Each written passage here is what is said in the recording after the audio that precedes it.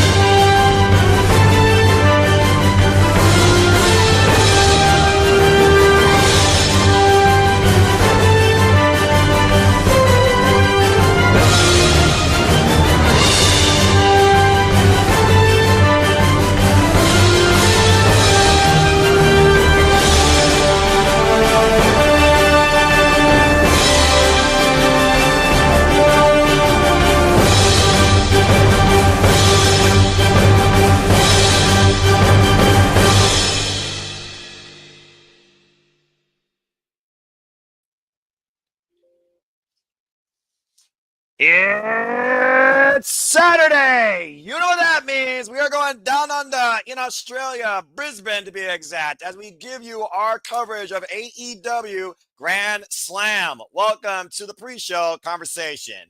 Hello, everybody, and welcome back once again to Slip.stream Studios. You know what this is. I am, of course, Noah Foster, forever grateful for all things wrestling. Damn it. Shout out to my entire AEW fam on the social medias. You just saw me and Walter Cruz of Super Reliable cover NXT, and now I am back once again covering AEW. Different brand, different suit, different show, different co-host. As this time I am with James Hebert, representing the Jay Hebert side of things. James, good to see you once again. It's once again the all-elite duo of commentary going down under for this Grand Slam. Grand Slam that has hosted so many incredible matches, one-of-a-kind championship match, and shout out to all those in the chat that are tuning in for the first time continuing. Victor Rodriguez, the Rage of Wrestling, hello. Thank you all so much. Please like, subscribe, comment, tell a friend, subscribe. And again, if you want to dictate the conversations, please PayPal my friends' passions or super chat, as simple as that. And please remain hashtag spoiler free, as there are those, including us, that are here to enjoy this coverage unknown of what has happened or what can be happening. So let's enjoy life and enjoy wrestling and enjoy this ahead of the Saturday Shenanigans hosted by Ring of Wrestling JJ Williams. It should be starting here in about 15 minutes, give or take, after the NBA nonsense ends. That being said, James, good to see you. How you feel about tonight, man? Been a moment. I'm feeling pretty good. We got a pretty good damn card on the horizon, which we are going to waste no time in going over real quick here, ladies and gentlemen. We are going to just kind of give a quick preview. We'll give rapid fire predictions just because we started a little bit later than anticipated here. So, starting it off, we got Kazuchika Okada taking on Buddy Matthews for the AEW Continental Championship. Who do you think has this in the bag, good sir? First off, you said Okada, so you know what I gotta do. Rainmaker! The best in Japan versus the best in Australia. Formerly by Matthews, previously came down under when he was the best kept secret at 205 Live. Successfully retained the Cruiserweight Championship against Cedric Alexander, won it. But here, ever since being rechristened, the Hounds of Hell, no longer living in the shadows or with a deafening voice, Buddy Matthews' first huge chance in his home country. But again, Kazuchika Okada, he is the wrestler on a different level. And why he might acknowledge everyone else just being a bitch. When it comes to one-on-one matches, the strongest mentality and the highest stakes, he always delivers. I want to hold out that Buddy Matthews can do this, but considering we're approaching the 1-year run of Kazuchika Okada holding this championship, I think he reaches that threshold, and I think Okada will retain. But it's going to be a damn good, hard-fought bout. Yeah, I agree. I feel like they're not going to take the belt off him too quickly here. I think they want to reach that 1-year mark and really give that credibility that Okada's known for holding on to a championship. as long as he does. This will be the second longest reign he's had with the title, right behind the IWGP V4 heavyweight title, which he held for an astonishing, I think, 2.5 years. The first combined, but his longest run was 790 days before he lost it and went insane. So there you go. So yeah, that's what we're looking forward to there. And then on top of that, well, I don't know what I'm looking forward to, but we got this. I mean, who doesn't love a good old brawl down under? Brisbane Brawl. It's the Death Riders, the AEW champion Jon Moxley, and 1/3 of the Trios champions, Claudio Castagnoli. The Death Riders don't expect Pac, Yuta, and Shafir to not be too far away. Taking on the radar, superstar Cope and the Switchblade Jay White, which is kind of ironic because Jay White's from Australia, but he actually started wrestling in the UK. That being said, you know how this story goes. Jay White has been hell-bent on getting the AEW championship, and every sort of chance he had, the Death Riders came into play, including the Fatal 4-Way at World's End, but he had a significant chance to win until Yuta got involved. Jay White realizes now he's going to take on the Death Riders. He needs to rely on the most unique of allies. And here we have rated FTR's Adam Copeland, as Cope looks to literally take the AEW World Championship. And again, Jon Moxley, he was forced his hand this past Wednesday to accept Cope's challenge. We know that it will be Cope versus Moxley for the AEW World Championship at Revolution. But here, this is about getting a pound of flesh and a little bit of revenge against the Death Riders, who thrive under these chaotic conversations, unless you look at FTR, who beat them on Collision recently in a Mid-South street fight. I do think it's one of those things here when I look at Jay White and I look at Cope and I look at their mentality and how far they're willing to go. And the Death Riders, they are no strangers going to Brawl. I think FTR will be in the building as well. And I think that will be the difference maker. And to build momentum for Cope's challenge for the title, I think you got to give it to Jay White and Cope here. Not them saying they're going to, be given it, but I think they're going to get it. I'm going with the opposers to the Death Riders. Someone has to friggin' usurp these guys. Yep, and I feel like Jay White's definitely going to get the pin, considering he's a New Zealand boy, which is not too far from the land down under, and I also think that that's going to get the Bullet Club Gold in line for a trios title shot now that the Guns are back. I very well could see them going that route. I don't know if they're segregating the Gun Boys and Bullet Club Gold now, segregating. Because the last time I saw, they weren't even acknowledging that they were a group, but I'm hoping that's not the case, because I think the Guns and Jay White taking on the Death Riders trio would actually be a pretty good trios match, but who knows if they're even caring about trios titles anymore at this point. I mean, to be fair, the Undisputed Kingdom had a great match on Wednesday. The Guns had a great effort against the Hurt Syndicate, and also, Hughes Robinson might not be too far away from returning, and that could be another ally against the Death Riders, so you may have a point there. But I have to wait and see, and shout out to Rage of Wrestling, Mr. Reliable, Walter Cruz, subscribe. We all know that here's when it comes to briefcases and ultimate opportunities, so he's not wrong there. Well, he destroyed a briefcase with Janice. Janice made her return. That was Spike. Botch. Janice is owned by Rosemary and TNA. But yes, you're right. And despite that briefcase being destroyed, it was not open as me and Shafir reclaimed possession of it. Well, there you go. Speaking of, I don't claim possession because that'd be wrong, but I love me some Harley Cameron. I'm a fangirl. I'm a fanboy of this girl. Girl, what the fuck? Yeah, I don't know what I was saying. I'm tired. Okay, James, you're already off to a great start. So let's just go ahead and get the phrase out of the way. Damn it, James, you freaking idiot. Thank you. Yeah, I'm a fanboy of this girl. She should win the TBS championship, but I don't know if she will, and it makes me sad. So I gotta go with Mercedes Moné. But I want her to have a good showing, and I want the crowd to really love her and give her all the love because she's from Australia.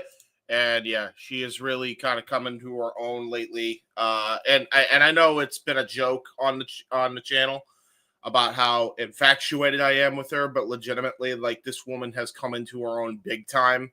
And she's actually proven to be a hot commodity within AEW to the point where I think she's getting like the biggest rated segments on the show. Like, a lot of people tune in to see what she's going to do, and I think that has to account for something.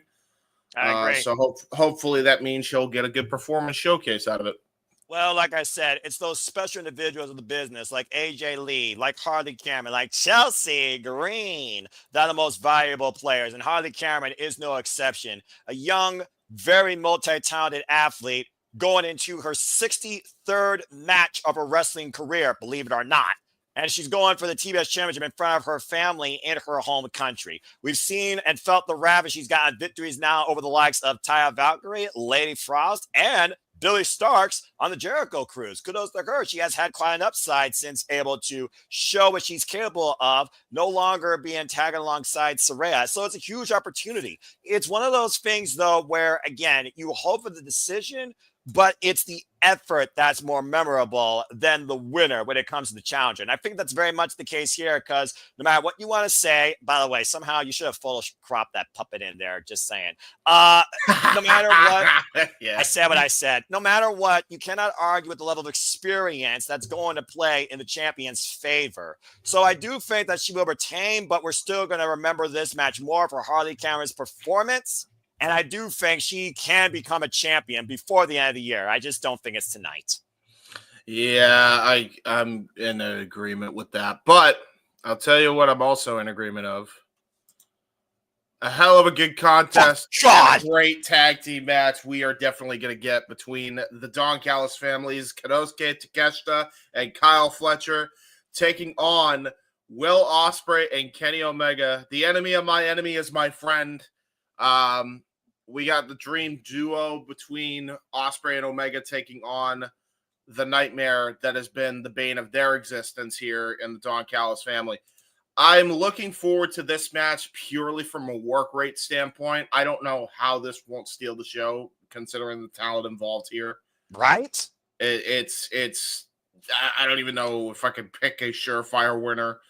I could see this going either way because they're pushing these four hard. Well, I mean, you got four of the greatest workhorses in AEW here after the Protostar broke out last year, beating Will Ospreay for the first time at Full Gear. While Ospreay guys went back at World's End, and you got the Alpha, Konosuke Takeshita, who now holds 2 championships for 2 different companies while he works 3 different companies, who has a pinfall victory over Kenny Omega. And then on the opposite side, you got 2 men that not only fought against each other in some match of the year candidates, both betrayed by the same adversary, to your point, or different circumstances, but now they are working together for the first time ever in tag team action. This is going to be the definition of tag team wrestling match so far of the year without any titles on the line. And that's saying something. But it's also one of those matches that could be thrown out based on the animosities. Because always, at the end of the day, it's Don Callis' MO that carries the family. And we do know they have a latest member in Mark Davis, Dunkzilla. Of course, Kyle Fletcher is also from Australia. So there's a lot of bad blood, a lot of deep roots here. But I do think about what this could lead to. While the Alpha just successfully defended the Never Openweight Championship against Bullet Oleg at the New Beginning, he has not had a challenger recently for the AEW International Championship, despite the fact he plans to defend that title against Hiroshi Tanahashi in his last match in America in April. I think it comes down to who gets the pinfall on Kyle Fletcher, considering he's young, braggadocious, and has no titles currently. Ospreay getting the better of Fletcher again, or Kenny Omega getting the better of Fletcher after they had a one-on-one match long ago before Fletcher was part of the Don Callis family. I think Fletcher is going to be the key factor here. So, in a way, because of the bad blood, and it's the first time ever they're teaming up, you got to believe they're going to restore the feeling with a tag team win. So I'm going to say that Ospreay and Omega pull it out. Don't know how, but it's going to be extremely difficult. So I would agree with you on everything with the exception, but there's 2 problems with that. The biggest problem for me is Kyle Fletcher's an Aussie boy, and if Mark Davis helps interfere on their behalf, it would reestablish Aussie Open in Australia to get the win for the Don Callis family. That's just my thing, but yeah, I don't know. That's just my thing. I can see it going. That's why I can see this going either way. I don't think it's as surefire as what people are thinking. I do not believe that he's the fall guy here. No, but I'm just saying he could be the one they exploit the most because the Alpha Konosuke Takeshita might need to be protected considering he's a double champion, or he might be the bigger threat to neutralize. So I think that Kyle Fletcher, especially because Ospreay knows him better than anybody, one mistake, boom, Ospreay hitting blade, that might be all she writes. Yeah, that's fair. And what I think is definitely going to be the main event. I don't know how you don't. I don't know how you don't make this the main event, considering the stakes here and the implications. The Glamour, Mariah May, Timeless Toni Storm for the World Championship The sequel. Oh man, loving this, man. I'm loving this. Damn it! I hate movies, and I know how movies work when it comes to a fucking ending. Damn it! All right. All seriousness.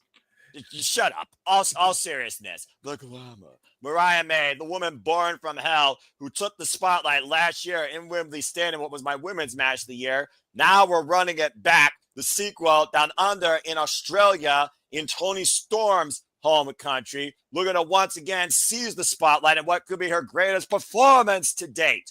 Otherwise, might finally have the final curtain call on this timeless attraction. But that being said, the mind games, the manipulation, the fact that Toni Storm echoed what Mariah May was when she first arrived in AEW and exploited her, I do think the woman from hell is dealing with an obstacle far away from heaven that might be her undoing, especially with Lufa, the butler, back in play. It's one of those things also that if anyone knows Mariah May better than herself, it is timeless Toni Storm. So there is a big chance that Toni Storm can win the title back here. I just don't know necessarily what it would mean for the glamour after she literally sees this and has taken it for her own to push the women's division, to punish her and be better. And I kind of don't want to see it retracted. But I could also see this being Mariah May once again rising back up. How many times have we seen a story like this? Plus, it's the second ever one-on-one match. There has to be a rubber. So just thinking about that and thinking about how things work in threes, I also know in Grand Slam history, there have been significant title changes. Eddie Kingston, Claudio Castagnoli, just to name one. There's a real shot that Toni Storm is going to win. Roses will be thrown and seen. That's the end of the show. If you're right on this being the main event, it should be. But mark my words, she does win. The glamour will come back and regain that title. But for now, because I want to see the trilogy, I will agree with what everyone's saying, including King, you dickhead, and say that timeless Toni Storm wins it back here in front of her family.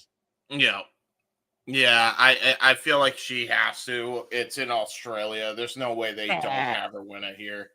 Hell of a run for Mariah May. I feel like they could have done a little bit more. Match-wise and character-wise. I wish they did. But character-wise, what you talking about? She's been the most vengeful bitch in the business. Jay Cargill wish she was that effective. Sorry, not sorry. Yeah, I know, but I just wish there was more character work. The matches were great, don't get me wrong, but we know how good she was when she came in. I just, that's the one thing I feel like that was lacking. But either way, we knew this was inevitable. At some point, Toni was going to get her get back, and this is her get back tonight. So, yeah, it'll be fun, though. It's going to be a hell of a main event. I mean, and again, it's the first time that AEW is venturing beyond the UK, beyond Japan, beyond Canada. They're venturing in Australia, so they're expanding. I do think AEW is trying to really get back to what they originally were meant to be. And I think they are doing their best effort in a better, more budget-friendly TV quality way when it comes to audience size and showcasing. Truth be told, they still have the over capacity landscape and some people that shouldn't be where they are treated how they are, but they are what they are. But either way, I am looking forward to this show tonight. The last few collisions have been very strong lately too, along with the Dynamites. They really bounced back this past Wednesday with this Dynamite versus the previous week as well. So I am looking forward to this, and considering it's Grand Slam, you got to have at least one big moment. So if Harley Cameron can't shock the world, then I can see timeless Toni Storm giving once again another one-of-a-kind performance. Yeah, I agree. With that being said, ladies and gentlemen, we're going to run the watch-along trailer so that Noah can mark out because they're still doing this fucking slam dunk bullshit. I don't know what they're doing on TNT right now, but it's this something. Could be on Max, but that's a whole different conversation. I should be looking at AEW right now. It's 10:30. What the fuck? Go ahead. Yeah, exactly. But with that being said, ladies and gentlemen, here is what we got coming up on the schedule while we wait for AEW Collision Grand Slam to come on to the air. Check this out. And now for a taste of things to come.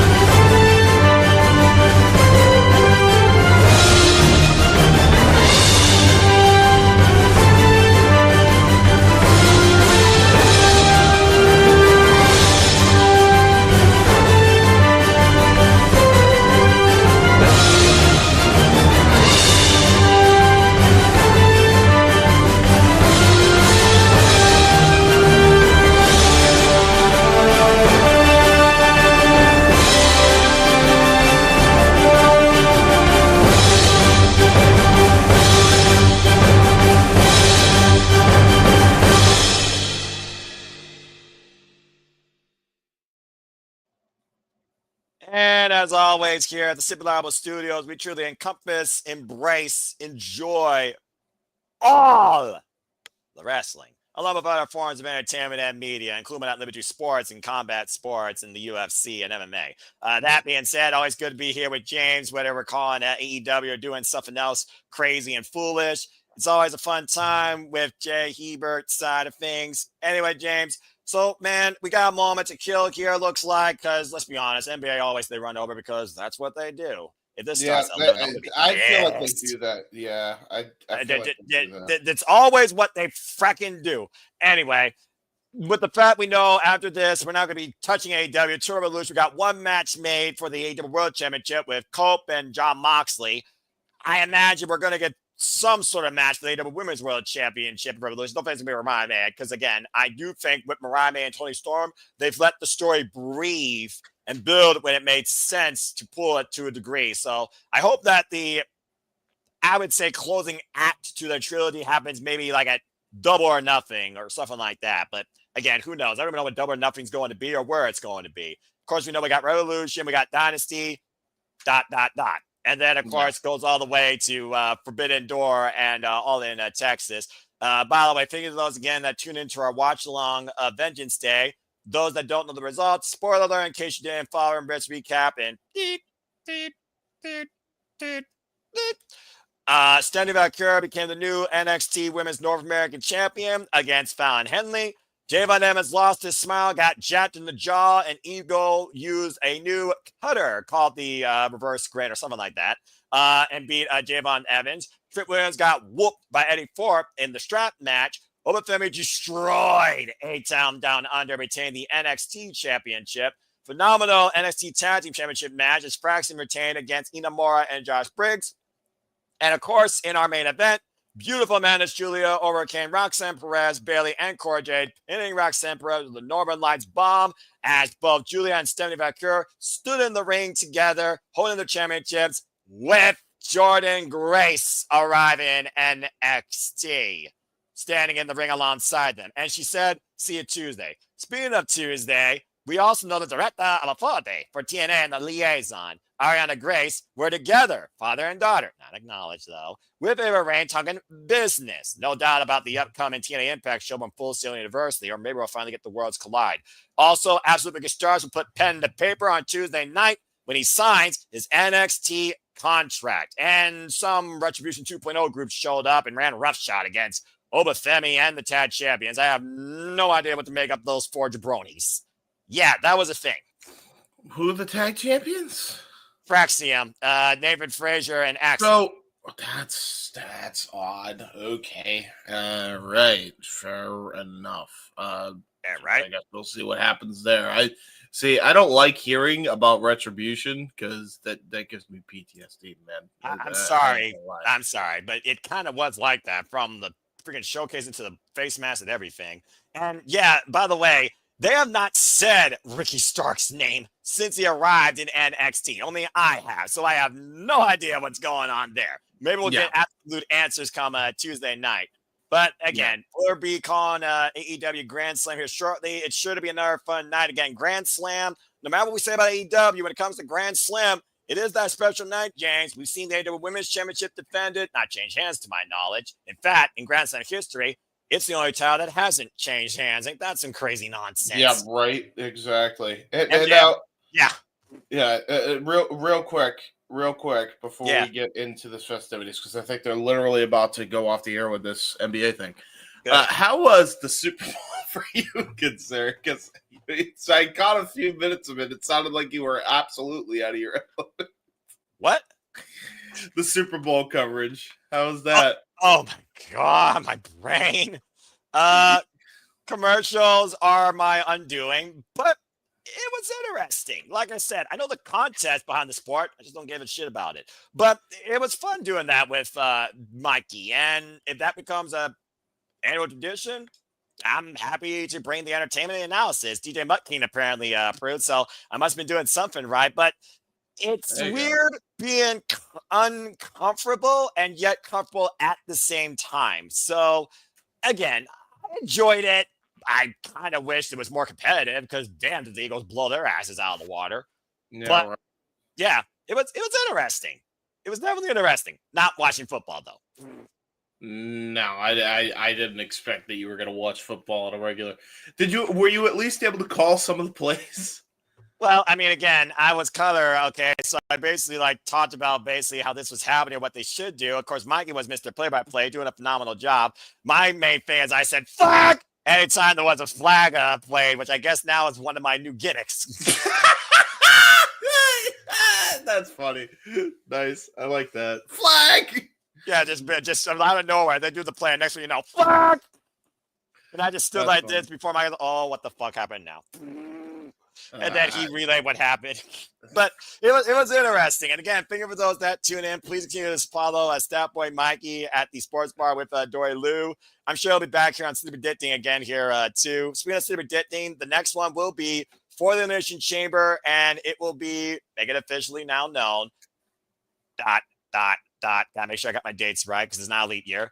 It'll be February 27th, 10:30 p.m. Eastern Standard Time. So please stay tuned for City Predicting WWE Elimination Chamber as we're on the road to WrestleMania. And so far, 2 of 14 matches are now known. We know what both Royal Rumble winners are doing. It's Tiffany Stratton versus Charlotte Flair for the WWE Women's Championship.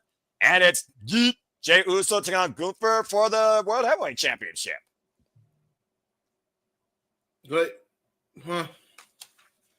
Why? Because Gunther beat him up. Oh, I see. Okay. So we immediately retconned this whole decision to have him win the Rumble, huh? Wow. Yep. Wow. They couldn't wait to fucking knock themselves out of a corner with that one. Nope. So wow. So Elimination Chamber, I guess, will be determining Cody Rhodes' opponent and Rhea Ripley's opponent. So there's that. Also, please subscribe to Rage of Wrestling. He will also be doing a top 10 movie sequels that are better than the original. You might want to change your thumbnail, by the way, bro. Stay tuned as he and the regular wrestling JJ will be collaborating on that. Anyway, that's his the video to figure out with the thumbnail. But again, we should be starting Grand Slam here shortly. But yeah, I swear if I see Shaq on my TV, I don't know whether to be mad or pissed. I will say because he's TNT, on that panel. Proverbial face of TNT, proverbial face of basketball. For being sincerely honest, I want him to do one more match for wrestling, man, because he fucking. I got two. Paul White. Well, I guess that would be something. I mean, Paul White though is part of the board of ROH, and ROH is a whole different kettle of fish. Yeah, I don't know. Just still do it. I don't care. I mean, yeah, there's that. And shout out to Ring of Honor, by the way, as they're also down under in Australia, including Athena defending the Ring of Honor World Championship against Alex Windsor. That should be a tremendous match. Lily doing a little bit of fantasy booking here. Big Bill versus Shaq. Yeah. New York versus Chicago? Yeah. That's an interesting shout, actually. I like that, actually. You know, I can get behind that, you know. Again, Big Bill's. What were you saying? No, go ahead. No, I was just saying, Big Bill, different dynamic, different direction away from the learning tree, which I heard was my friends shared some of the WN awards. I guess that was one of the worst gimmick in wrestling. I'm not surprised. But I will say, did you see on the Jericho cruise, Enzo reunited with him and got a huge fucking pop? I did. Holy shit, what a pop that was. I'm telling you, I don't think it's as far-fetched as everybody thinks it is. I think he's going to get a big payday with Tony Khan. I think we're going to get Big Bill and Enzo reunited. A couple of haters probably won't like it. A couple of haters. But I'd be for it, honestly. Again, they're so effective as a duo. Yep. And Mark, good to see it. One of my horseman prediction, Christopher Raj, Jeff Chadwick, what's up? Hope my brothers are doing well. Whether or not we just do our SummerSlam panel or get together for WrestleMania, I'm probably going to do 3 WrestleMania panels at this point with how many people are going to probably talk that crazy nonsense. We'll see. But yeah, I would not mind seeing that personally. I always thought they were such a great entertaining duo. When they broke them up, I was like, that was one of the dumbest decisions ever made in the history of dumb decisions by WWE. Go figure. Yeah, and yeah, I think they broke them up way too soon before they could even get some steam. They were the most overact before. And again, in hindsight, they needed to, because goddamn was Enzo Green's goddamn goose shit back then. But yeah, as I've said, if you followed MLW and you saw how great of a worker Enzo's become, it's like night and day compared to what he was, like, even just like from 2019 all the way until when he returned back in, I think it was like 22 on the indie circuit. Yeah, man, he stepped up his game. Like, he is like, if you are any wrestling company, I don't know how you don't re-sign the guy, really. So, you know, I don't care what any freaking weirdo says. Like, he was exonerated of whatever bullshit he was accused of. On top of, look, dude draws, and him and Big Bill draw, and I think the tag team division, I don't know who else beats him. I don't know who else beats the Hurt Syndicate legitimately. I feel like you have to put Big Bill and Enzo. I genuinely feel that way, because I know a lot of people recommended and argued the Guns, but I think you need a bigger shot in the arm than that, and I think you need to put it on the most over tag team. And if you bring Enzo in and reunite him with Big Bill, you have to put the titles on them and have them dethrone the Hurt Syndicate. It doesn't have to be right away. I think you should give the Hurt Syndicate a lengthy reign. I think that's going to happen. You know, I think you have to fucking get that belt on him. You have to get that belt on if him. Enzo does come in, I do agree that Enzo and Big Bill should be tag team champions. But in a reality right now where we stand, talk about history at this point. I mean, think about it. Toni Storm when she's a record 4-time AEW Women's World Champion. She ties John Moxley for how many times a World Championship's been held. But I look at FTR, who are trying to be 3-time tag team champions. There you go. Mark read my mind. So, it's gonna be a hell of a match. I'm really looking forward to that. FTR versus Hurt Syndicate. Sign me the fuck up. I didn't even know I wanted the match until I saw the way they've been. But we also didn't know how good, damn it, Bobby Lashley and freaking Shelton Benjamin still are at their 50 years old. Yeah, man, it's fucking crazy. All right, so they're showing a graphic for Saturday Collision. Yeah, tonight after the NBA coverage here, as I got an overhead shot of the Chase Center. Where's that building at? California, right? California. Yeah, where they're having this fucking dunk competition. So California. What the fuck is this thing now? So what? Is the All-Star just they dunk? So I think one night's the All-Star game, because that was last night, because Bailey performed that. Bailey's one of the hardest damn workers in the business. God bless her. And then tonight was some stunt fest. And then I think they're doing something else tomorrow, but I don't know what. It almost feels like a free-range weekend for the NBA, for people that follow that. And as far as Jamie Hayter, I'm a hater for life. Incredible return home to Pro Wrestling Eve against Alex Windsor. You all can go watch that on YouTube. Subscribe to Pro Wrestling Eve today, folks. But in the meantime, looks like we're finally getting ready to go down under in Australia with some professional wrestling. Damn it! All righty. So let's get this commercial off my screen and get this thing going, then figure out our singing and have a damn good time for the next 2 hours and some odd minutes, because I guarantee you this is going to have a freaking overrun, even if it is pre-recorded.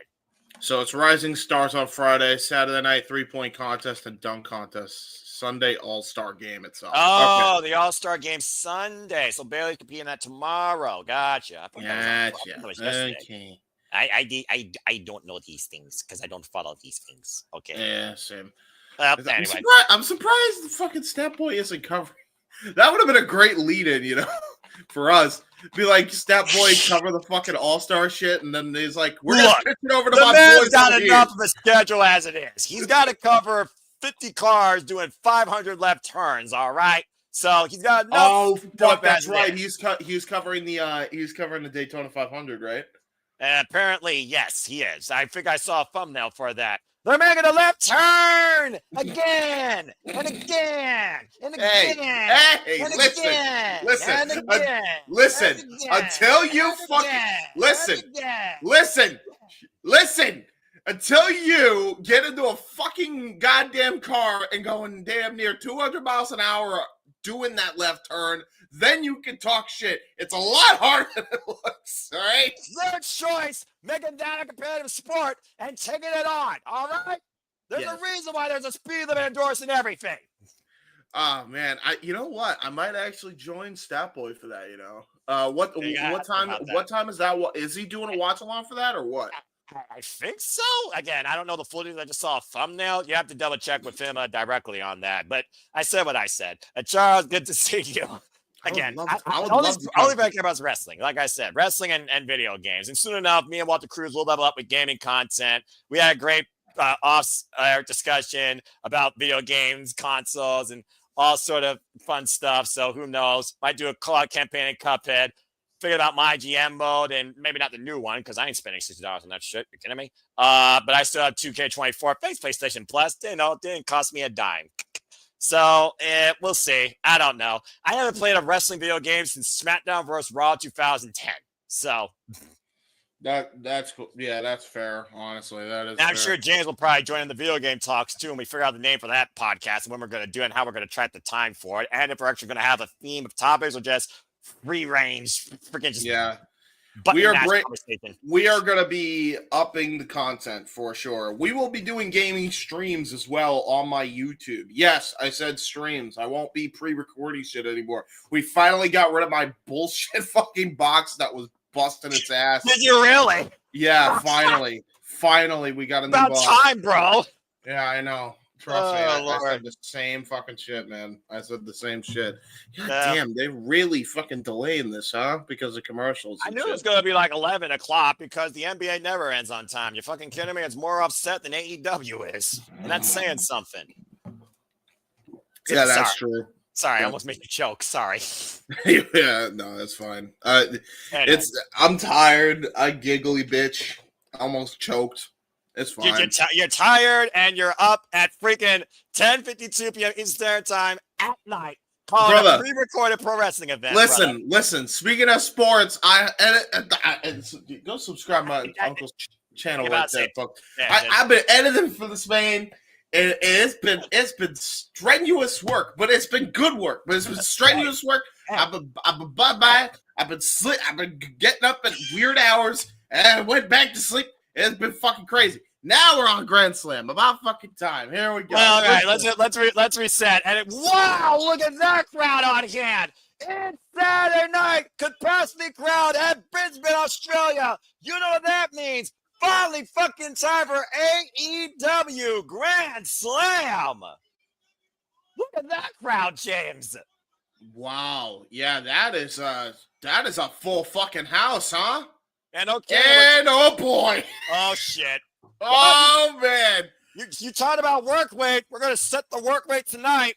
Top this shit. We're getting things on with tag team action. It's the Don Callis family versus Kenny Omega and Ospreray. And again, folks, thank you for tuning in. Noah Foster, James Hebert on the call here for Slip.stream Studios. Please subscribe, comment, tell a friend, remain #spoiler free. Enjoy the coverage. And again, if you want to dictate the conversation, super chat or PayPal my friend's passions. As simple as that. Well, James, the Alpha arguably has been Wrestler of the Year as he now works for 3 different companies and owns 2 championships after successfully defending the Neverboy Championship recently at the New Beginning against Bolton Oleg. Yeah, it's going to be an interesting show. I'll tell you that right now. Bolton Oleg, yeah, he had a hell of a match with Bolton Oleg.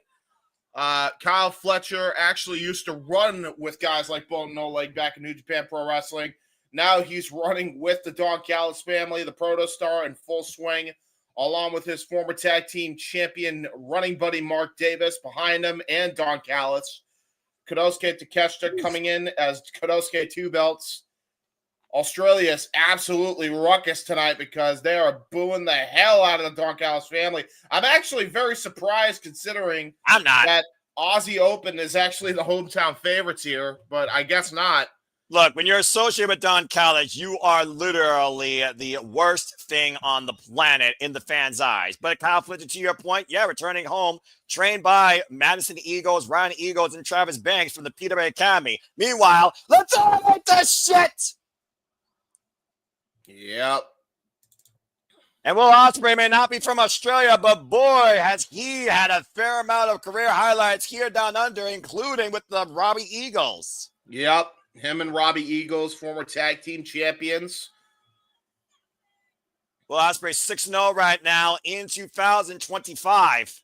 And for the first time ever, tagging alongside one of his greatest rivals, and many would say an equal to what the Aerial Assassin has been able to do in his wrestling career. And of course, both men with a common alliance here in the name of a common foe in Don Callis, who literally stabbed the screwdriver in their heads. What an interesting arena, by the way. Look at the way this is set up here tonight. And again, we did get word that this is apparently a 16 by 16 ring. Yeah, no, it's a little smaller. It's Australian standards. Yep. This is actually done in retrospective. They wanted to do it this way. I believe it was actually requested by the Australian Sports Authority here to actually utilize this ring. So it's actually going to be very interesting to see these guys work in a very more smaller ring than they're used to here. Well, again, they don't work out of a 16 by 6 on a regular basis. But again, Ospreay and Kyle Fletcher and Mark Davis, to your point particularly, know how to work within this smaller squared circle. And Ospreay right now. Oh, he's actually going to point to his former foe here. Here he comes, a man brought back, rebirthed with a second chance in life after overcoming diverticulitis with a brand new theme by composers of the franchise Final Fantasy. And there's only one self-claimed god of professional wrestling, and that is Kenny Omega. I had no idea that it was actually composed by the Final Fantasy guys. It was, yeah. It's a special collaboration because we all know how much Kenny Omega is a video game nerd. Well, I mean, he's literally the one-winged angel of pro wrestling. Sephiroth himself reincarnated. Yeah, exactly. I will never forget his entrance. And speaking of the Final Fantasy and the final boss of pro wrestling, we want to talk about final bosses, man. Kenny Omega absolutely showed that. To think that these guys 2 years ago, Kenny Omega came out to Sephiroth's theme to fight Will Ospreay, and now they're fighting on the same side to kick the shit out of their former rivals here in the Don Callis family. And even go further than that, let's not forget Kenny Omega and Will Ospreay fight each other one-on-one in a follow-up at Forbidden Door when Kenny Omega was dropped on his head with a Tiger Driver 91. Kenny Omega never forgot about that, but it comes down to what you said earlier. There is a greater foe in the way of both of them restoring the feeling and having a greater year in professional wrestling, and that is the Don Callis family. Yeah, that's very true.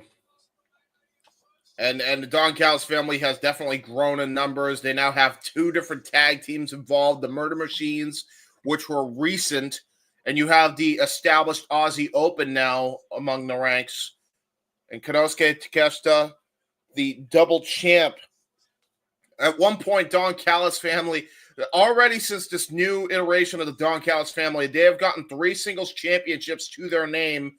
And Don Callis already talking about looking for tag team gold. You got to imagine getting a win over former world champions in Will Ospreay and Kenny Omega will absolutely elevate them, no pun intended, to the tag team ranks here in AEW. Yeah, but on the other side of things, a win over Konosuke Takeshita could lead these men to challenge for either of those 2 titles that both men are very familiar with. Previous holders, of course, of the Never Openweight Championship. Ospreay, previous holder of the AEW National Championship. And Ospreay and Fletcher are tied 1-on-1 in singles action. Look at that shot. Yeah, this is awesome chance here by the crowd, by the way. Yeah, and that is a packed house even from the rafters, by the way. This is a full arena. It just goes again to show the international scope of professional wrestling, damn it. Boys! Nice. Former longtime friends, now bitter rivals. As Fletcher and Ospreay kicking things off here. And again, folks, you can be part of the conversation. You can hashtag AEW Grand Slam on the social medias. But please, let's go comment, tell a friend about our stream here. Jesus. Take it down with a shorter block. Oh my God! Yeah, he took him down with a shoulder block. By the way, they have the Australian timekeeper's bell. Yeah, you realize you heard the tone of that. Yep. And here comes the cash guy. Can you tell I'm autistic when I know the different bell in combat sports? I mean, when you hear a bell enough times, you learn when a different bell is in play, all right? But there's also is that customary tradition with sports organizations to keep using that bell till it can't ring no more in any form of the sport that uses it. You did say earlier how they're using a 16 by 16 standard ring here in Australia. Again, AEW honoring other sports traditions. Yeah. Nice shot there by Ospreay. As Ospreay and Fletcher now the two legal men. Again, Konosuke Takeshita has a singles win over Kenny Omega 2 years ago at AEW All Out. Ooh. And corkscrew kick by the Hero Assassin. Yeah, he got all of that. So the kind of night, AEW Continental Championship to be on the line as Kazuchika Okada will defend against Australia's own Buddy Matthews. Tag made to Kenny Omega. Oh, Jesus. And here comes Kenny Omega from the top rope. Look at that sword! Got that body. Yeah, taking a page out of her student Riho's playbook. There's those double sledge shots. Yeah, Riho get well soon, by the way. Rolling shot missed. Handle. About to say Kyle Fletcher, of course, who has a single loss against Kenny Omega, but got his win back against Mark Briscoe on Collision. Uh-oh. Pick up by Omega. Nope, counter. Get to the midsection. This proto star, 25 years of age with so much potential. Taking over the tiaras. Great tiaras there by Omega, and oh, look at those eyes. You know what's coming next, James. You can go ahead and call this if you want. He is back. Dun-dun-dun-dun-dun. Doing the tournament. Oh, there's Konosuke Takeshita cutting him off at the pass. Well, I guess that's the counter. I was about to say, was looking for the Terminator dive. Konosuke Takeshita. Whoa, whoa kick. There's an Insigiri by Ospreay. And look then at Ospreay and Omega. Crusher. Look at Ospreay and Omega working together here. Great tandem offense. Tag made. The thing also about this ring is it's easier to get to a tag on your opponent's side. And now Ospreay, what the hell is this? Oh, shit. Oh, shit. Double Terminator dive by Omega and Ospreay. Who the hell would have thought we saw this? And Kenny Omega and Ospreay go to the opposite side of the ring. And they fly! Topes, wiping out Fletcher and Konosuke on opposite sides. Kenny Omega, the original Terminator, T-800. Ospreay, you could argue, is the T-1000. Take a look at the replay here. To your point. And both angles there. Great captures by AEW. One count in the ring made. Time made to Kenny Omega now. Kyle Fletcher, the legal man. This is a great crowd. This just makes me love these atmospheres even more when they go internationally. It's always something special. They are so damn passionate from the rafters. Woo! By the way, you'll notice there was a liver shot and then a knife edge chop, really trying to take the wind out of the sails of Kyle Fletcher here, the protostar. Yeah. And they are absolutely decimating Kyle Fletcher here. And again, there's a lot of history between these guys and the Doghouse family. Konosuke Takeshita actually got his first win, his first major singles win in AEW against Kenny Omega, All Out 2023. Nice big boot there. And to your point, again, we talked about the different strings and ties with all four of these men. It was Kenny Omega that got the Alpha Konosuke Takeshita AEW in the first place during the Dark Era. Yes. Great senton. Cover 2, count only by referee Bryce Rensburg, and the Ions telling Don Callis how they feel about him, and I agree. And look at that, immediately going for a gut shot. But again, the ring coming into play, the 16 by 16 ring, not able to capitalize on that momentum there. Take a look at that. He's used to this size, to your point. Yeah, I don't think he has been used to the size since DDT Pro. I believe they used the 16 by 16 also. Kenny Omega now coming back to his feet, coming alive.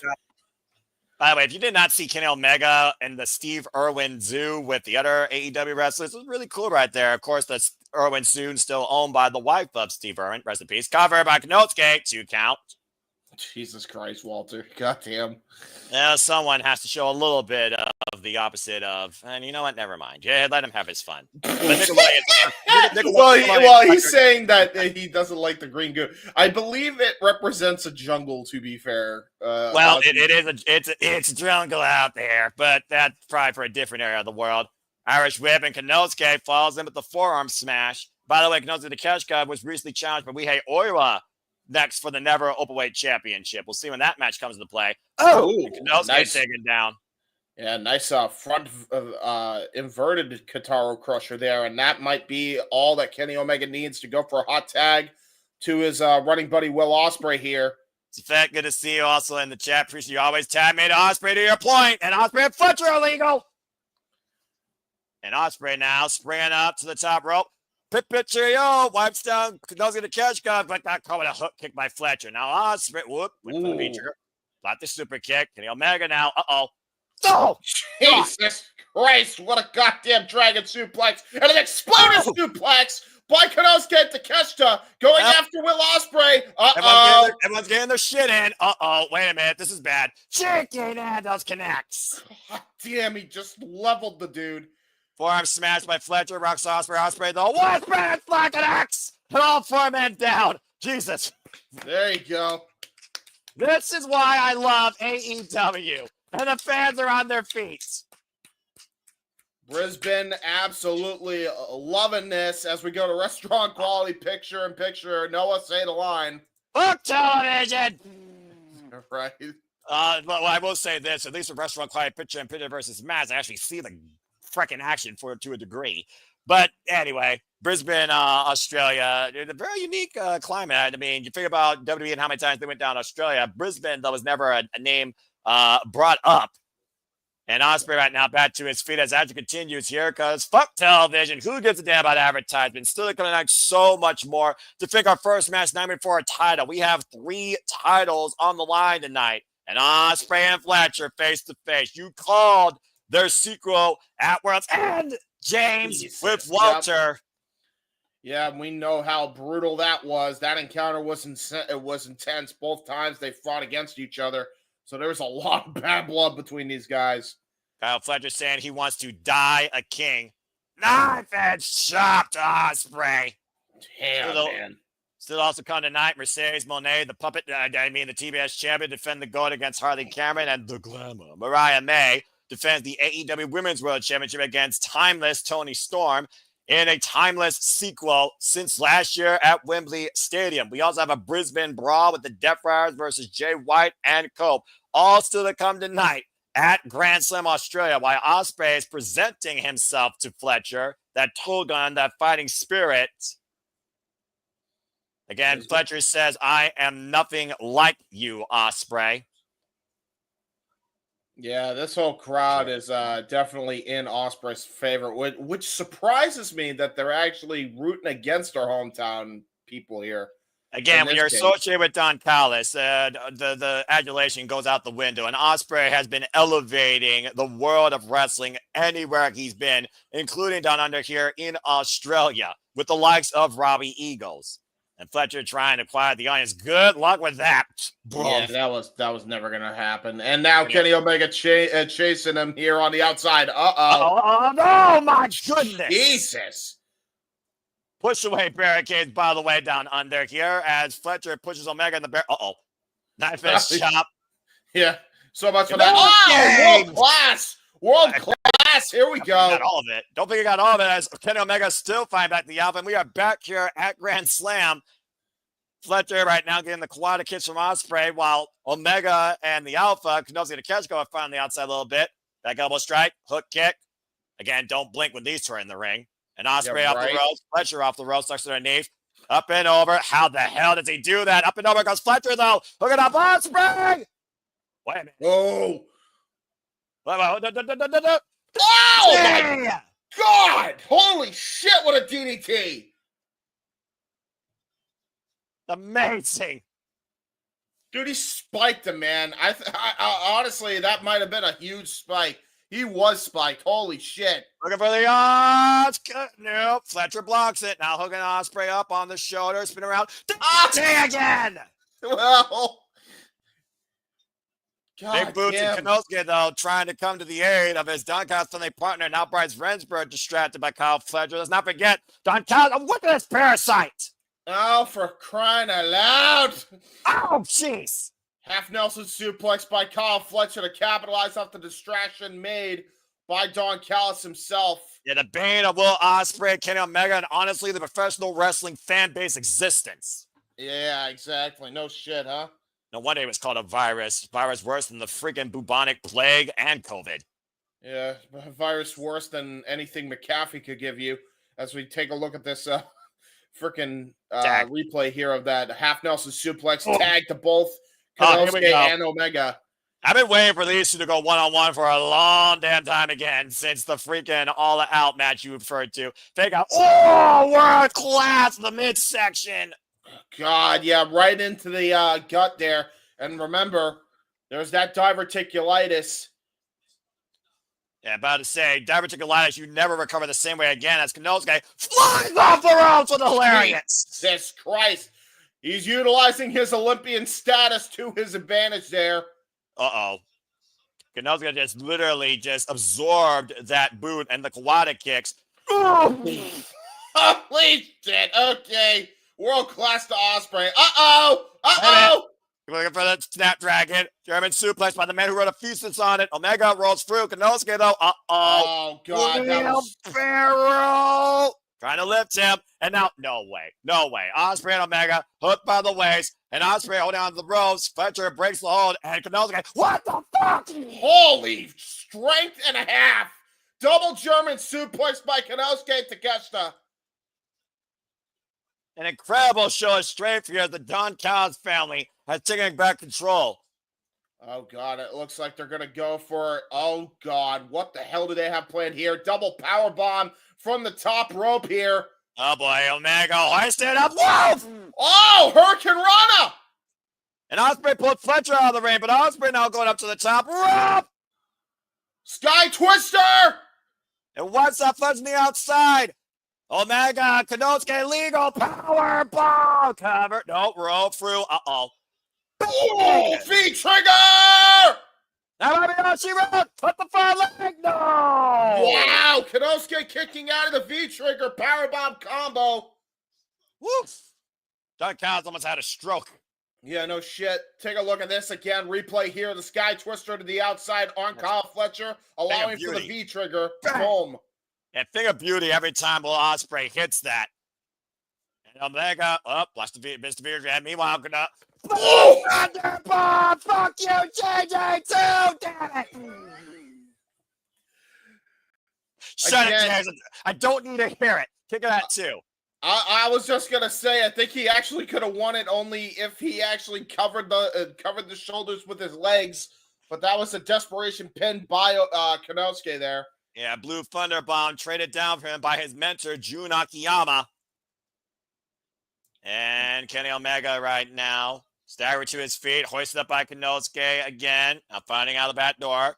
Push off the ropes. Uh-oh. Bang! Makes the shoulder blades. Yeah, that was right onto the upper back here. Ooh. Oh, jeez. Oh, that was a messy Franken Poison Rana right there. Low yeah, angle. I think Kenny Omega couldn't even get the full rotation. I think he might have landed on his head bad. Jesus Christ. Damage done clearly with the duration of this match that Kenny Omega has been in. Kenny Omega's third match since coming back to AEW. Fourth match since coming back from diverticulitis. Well, I don't think it's going to matter too much, despite that little hiccup for Omega. Going to go for the V-trigger. Bang! Right to the back. I think it might be all she wrote here. And if you can hoist him up, because no one kicks out of it, you may be right here, James. And again, Fletcher and Ospreay are nowhere to be found. Up on the shoulders, out of the corner. No shot. What the hell? No shot. Are you trying this again after all out? No. Oh, dear Lord. Oh, no. My God. No, From the second rope, and Konosuke finding back shades of all out to your point. And how scary that was. Ospreay, though, now coming into play. What the fuck? Oh! Elevated cutter! Perfect execution there. And again, Ospreay egging on Omega. This is going to be it here. Goodbye and good night. Bang, going for the V-trigger. Got countered. Super kick by Kyle Fletcher. You were saying? Oh, God. Gonna go for the precision kick. Got countered. Hit played by Ospreay. Good God. Fletcher's dead. Yeah, no shit, man. And here we go. Ospreay told Omega to get it already.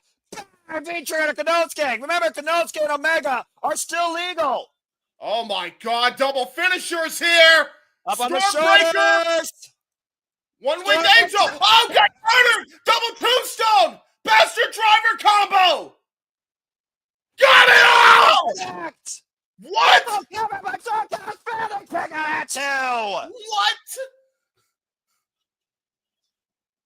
Woo. Holy shit. Okay. Bryce Rensburg getting 2.5 on this Top That Shit match, starting off Grand Slam in grand fashion. Incredible double counter by Fletcher and Konosuke, planting both men down with various pile drivers, and still didn't get the 3 count. Unbelievable scenes here. It took the words out of my mouth, James. And it makes sense that we use a UKism there because we are in Australia. They use that type of phrasing a lot there. And both 4 of these men right now, eye to eye with one another. Fletcher and Ospreay, Omega and Konosuke Takeshita. Yeah, here we go. And now all 4 men getting to their feet here. We're about to have... We're lucha rules. Who gives a fuck who's legal? Bryce Rensburg doesn't give a damn. Yeah, I think Bryce Rensburg's like, yeah, good luck with that. There needs to be a winner here. Yeah, right? How long is time limit? 30 minutes? Yeah, something like that. Ospreay and Omega with the war cries here, or battle cry, excuse me, but a Konosuke and Fletcher still fighting back. They're teeing off down under. Holy shit. Both guys collapsing on the left. And there's Ospreay. Ospreay's literally the only one standing here. Ospreay's DNA is not normal. We've already talked about that, James. Fletcher with the ring of the eye sends Ospreay to the outside. Oh, man, got rocked by Kenny Omega. World class by Konosuke to Omega. God damn, a big boot. Oh, and off the ropes again. How the hell is he still doing this? Uh-oh. Oh! Super kick, world-class combo. Hip hip cheerio. Another super kick, world-class combo by Konosuke and Kyle Fletcher. Yeah, that caught Ospreay flying off the top rope with the springboard. Now he's looking for that power drive knee. Jesus Christ. Another by Konosuke. No! I don't know how the hell Omega even got his shoulder up off that. And Don Kyle's arguing with the referee. And the Don Kyle's swimming again, hoisting up Omega for another double team. Buster! What the hell? Konosuke and Ospreay with the save. That definitely was a save by Ospreay. Again, referee's got to get some sort of control here. Bryce Rensburg's letting this fly a little bit too close. Yeah, a lot of leniency here, and you see Ospreay once again protecting Omega. That's been the story ever since these two came together as a duo. Kyle Fletcher, though, ripping off Ospreay while Omega's trying to hold Ospreay's wrist. Yeah, holding on for dear life.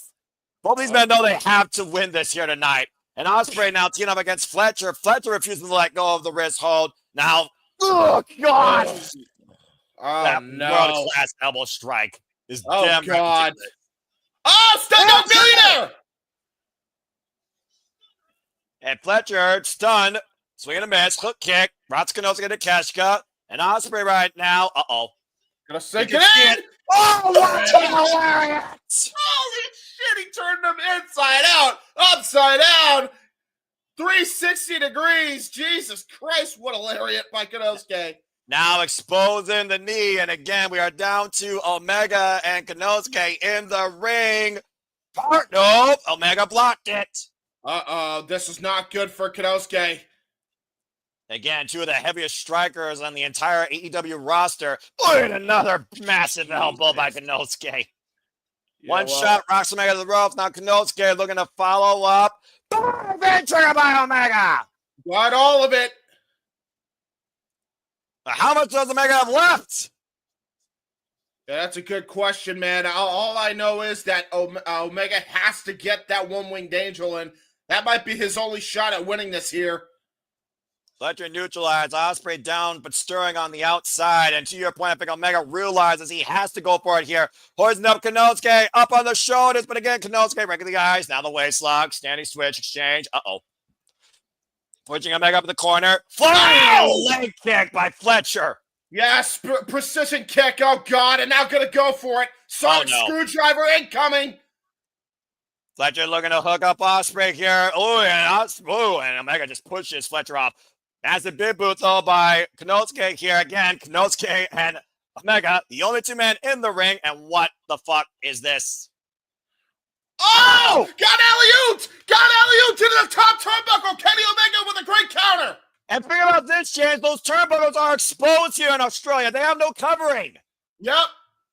Oh! Holy shit! Tope con Hilo from the post! Ospreay wiping out Fletcher! Out of nowhere! Holy fuck! What in the fuck do these guys have planned here? Oh my God! Oh no! Hidden blade into the one-winged angel! What? Get the 20! Ospreay and Omega win!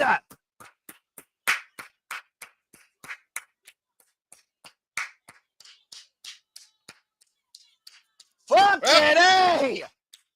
What a face of Don Callis! What a finishing maneuver! The flying and blade to the back of the outfit's head, perfectly timed, falling into the one-wing angel. Omega and Ospreay ride high tonight.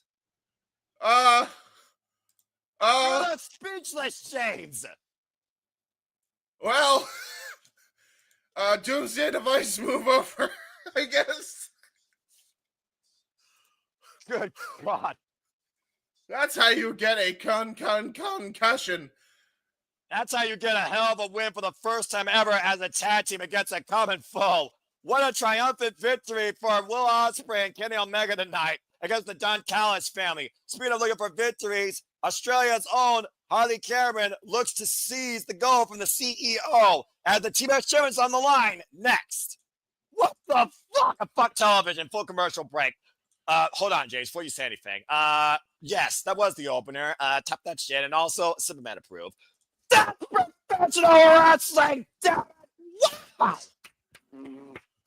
Wow, dude. Like, yeah, I did not expect that finish. Holy shit. Holy shit. That was, hey. So what was there about the Hurt Syndicate and FTR beating them? Yeah, well. Oh, boy. They just proved that they might be the best tag team in one night. Okay. Yeah, Hurt Syndicate, you might be in trouble, buddies. Oh, my God. That was fucking incredible. Eat that, Don Callis. But you know the Don Callis fans go to regroup and still come back for revenge. That was insane. Dude, that was one of the most insane finishes I've ever seen to a match ever in my life. I never in a million years. I thought they'd do a hidden blade V-trigger combo. That I saw. God. I did not expect the hidden blade into the one-winged angel, and as precise as they pulled it off. Yeah, Konosuke wasn't moving. You could have counted to 20. The alpha was down and out, period. And, man, I feel bad for whoever has to follow that match. Watch, it's the next tag match. I think they said it's the CEO, so don't feel that bad. Anyway, let's go ahead and take a look at the comments real quick. Pro Wrestling fan, good to see. What a freaking match. Safet saying that finish was wild. Literally took the work. I can't remember the last time you were left speechless besides the Darby Allin and Will Ospreay exchange in their match last year at Holiday Bash. Off that code red counter off the freaking the Stormbreaker. I don't think I've ever seen you that speechless since before the night.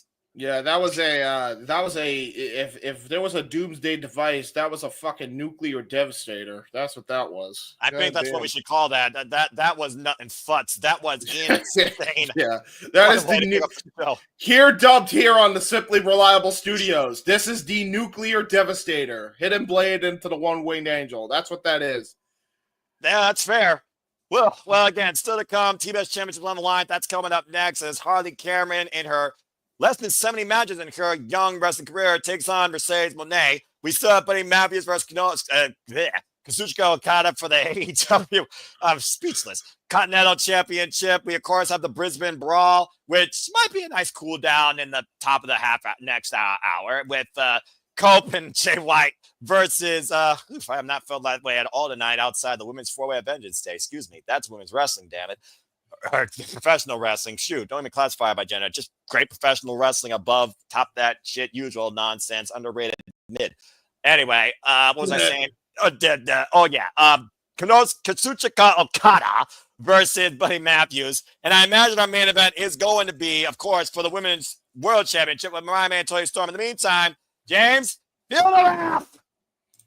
Feel the wrath indeed. Let's go, Harley Cameron, baby. Welcome back home, Harley. Oh, my goodness.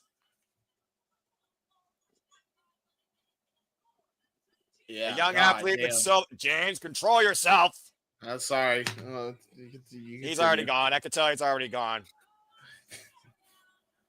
Receiving her first shot in AEW Championship, returning home, Harley Cameron, referee Albert Evans for this contest, trained out of Flatbacks Wrestling School by Sean Spears and Tyler Breeze. She has literally made this her year and has taken every opportunity she can, coming off a 3-match winning streak. Whoo-wee, man. Wow. Getting her first televised win against Taya Valkyrie on Collision. Oh, shit! Momo Watanabe! The winner of the Wrestle Dynasty International Women's Cup. Remember, she has an option to challenge for any title she wants. Yeah, and I guarantee you she's definitely looking for to each challenger or each championship match here tonight, the Women's World and the TBS Championship as well. Well, speaking of which, here comes the TBS champion. Decked in gold. Including gold held by Mina Shirakawa. And to your point, James, Momo Watanabe challenged Mercedes Mone last year at Cowboy Collision for that NW Strong Women's Championship. Yes, I do want to rev that Harley's engine, but we don't talk about that here. What? Nothing, never mind. This puppet should join Mercedes. Stop. The puppet should pin Mercedes. The puppet should pin Mercedes. What the fuck is this? I agree. I agree. Yeah. Oh my gosh, I'm surrounded by idiots sometimes. Anyway, Mercedes Mone has been the AEW TBS champion now for 266 days, coming off 2 incredible defenses against Chris Statlander at the tail end of last year, and recently defended that title successfully against Yuka Sakazaki. This is a hell of a collision, I'll tell you that. It's Grand Slam, dude. Yeah. TBS title on the line here on TNT, because that makes sense. Well, shit. We're not wasting time. We're not even getting to the introductions. I mean, again, Harley Cameron says you will feel the rap. And again, Mercedes Mone has been calling Harley Cameron a loser. You only can take that for so long, especially for somebody who's just trying to get to where Monet has been.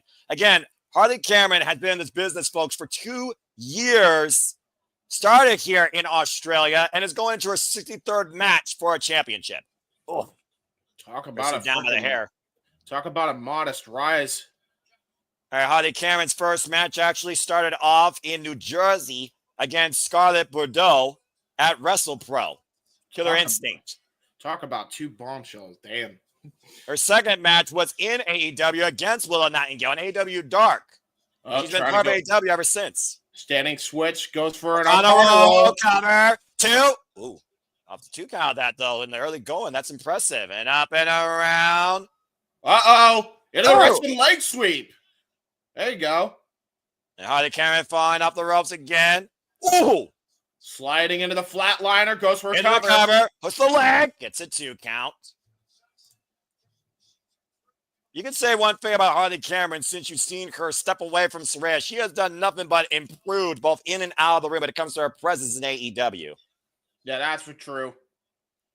Look at that, man. Right. You could say the same thing about Mercedes Mone, though. Every match she gets better. You echo about Chris Statlander and how much Chris Statlander pushed her above and beyond her limits. Ooh. Cameron side headlock, though. Of course, Yeah, Mercedes Mone has also defended those titles successfully against the likes of Stardom Suzuki as well. Another. Oh! All right. Well, that's a move. The motorboat, yes, please. In Australia, mate. I don't know what to say to that. Oh, look, there's Mone. Puppet. Yeah, the puppet. Yeah, the puppet. How'd that puppet get across customs? Heidi ho, it's Mercedes here. I wish that Puppet was me. is a music star, to be fair. 4, 5, 6, 7, 8, 9. Oh! Oh no! Oh, the puppet missed. That poor assist from the tag partner. Oh, the double knees in the corner. Oh no! Oh no! Oh no! She's curb stomping the puppet. She's kicked the puppet. Ah! What a travesty! There's no way to treat a Muppet. I have lost all control. I got nothing to say. This is for the TBS Championship, believe it or not. And we just got a Muppet reference on AEW. The fuck is my life? Let Noah read that. Okay, yeah. Hey, the Attitude Era had puppies. We had puppies. I hate you both. Cover two. Here's the problem, though. We just had both. We had puppies from Harley Cameron, and then we had puppets from Harley Cameron. She gives the goods in every facet imaginable. It's great. I mean, Harley Cameron is multi-talented, accomplished musician, a young, uprising professional wrestler, and a trained ventriloquist. And Mercedes Mone. I talk about her shaking her tits and the puppet, and we talk about, oh, she is multi-talented. Oh, the running knees, the cover. And fuck me. Gets a 2 count. I agree for Harley. What? This match continues on TNT on television. There we go. I don't smoke, but I might need one after this. No, don't get a cigarette. Harley Cameron gets caught with a backbreaker as Mercedes Mone works her over the knee. Oh my God in heaven, I can't breathe after this shit. The fuck? Oh, anyway. I'm sure we'll get. Hey, Walter, I'm sure we'll get cut out of context with that one, too. But James, you having fun? Yes, I am. It was great. Nice insecurity there by Mercedes. Cover 2, a 2 count. Oh my God, the most famous puppet in the world just got freaking kicked back to America down under in Australia. Good God. Yeah, you ain't kidding. By the way, Harley Cameron's first match in Australia was actually for a title, the FWA Women's title, down under in New South Wales. She took on Rochelle Rogue and Xena in a triple threat match. That was back in 2022, shortly after being in Shine before she became part of AEW. God damn. Oh my gosh. I can't breathe. That is a encyclopedia that I'm glad I know because I'm a fan of Harley Cameron. Well, again, I feel that to understand and respect professional wrestlers, you gotta respect their roots. And Harley Cameron has been one of those breakout gems the last year, in my opinion, even though she really had to start breaking out on her own before Saraya got destroyed by Jamie Hayter last year, ironically enough, at Grand Slam. Ooh, look at the way she's hitting those knee strikes on the side, by the way. And 2 count again.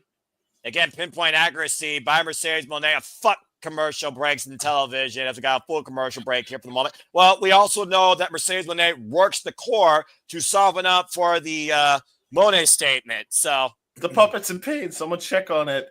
Send her puppet to the hospital. She may be suffering. She may need a stuffing transfusion. Shut the fuck up, Walter! Damn it, Walter! You're a bigger idiot than James. What the fuck is happening here? Someone call Elmo. Maybe he'll offer some stuffing. I hear he's a class act. Okay, look, we don't need Sesame Street and AEW crossover. Otherwise, I'm gonna leave the business. You don't want Sesame Street down under mine. I don't need this brought to you by the letter AEW. All right. What is wrong with you people? Everything. Clearly. We are back here at Grand Slam TBS Championship on the line. A Muppet's been assaulted, and we got Harley Cameron versus Mercedes Mone for the TBS Championship. Harley Cameron fighting back, though. Whoa! Bulldog!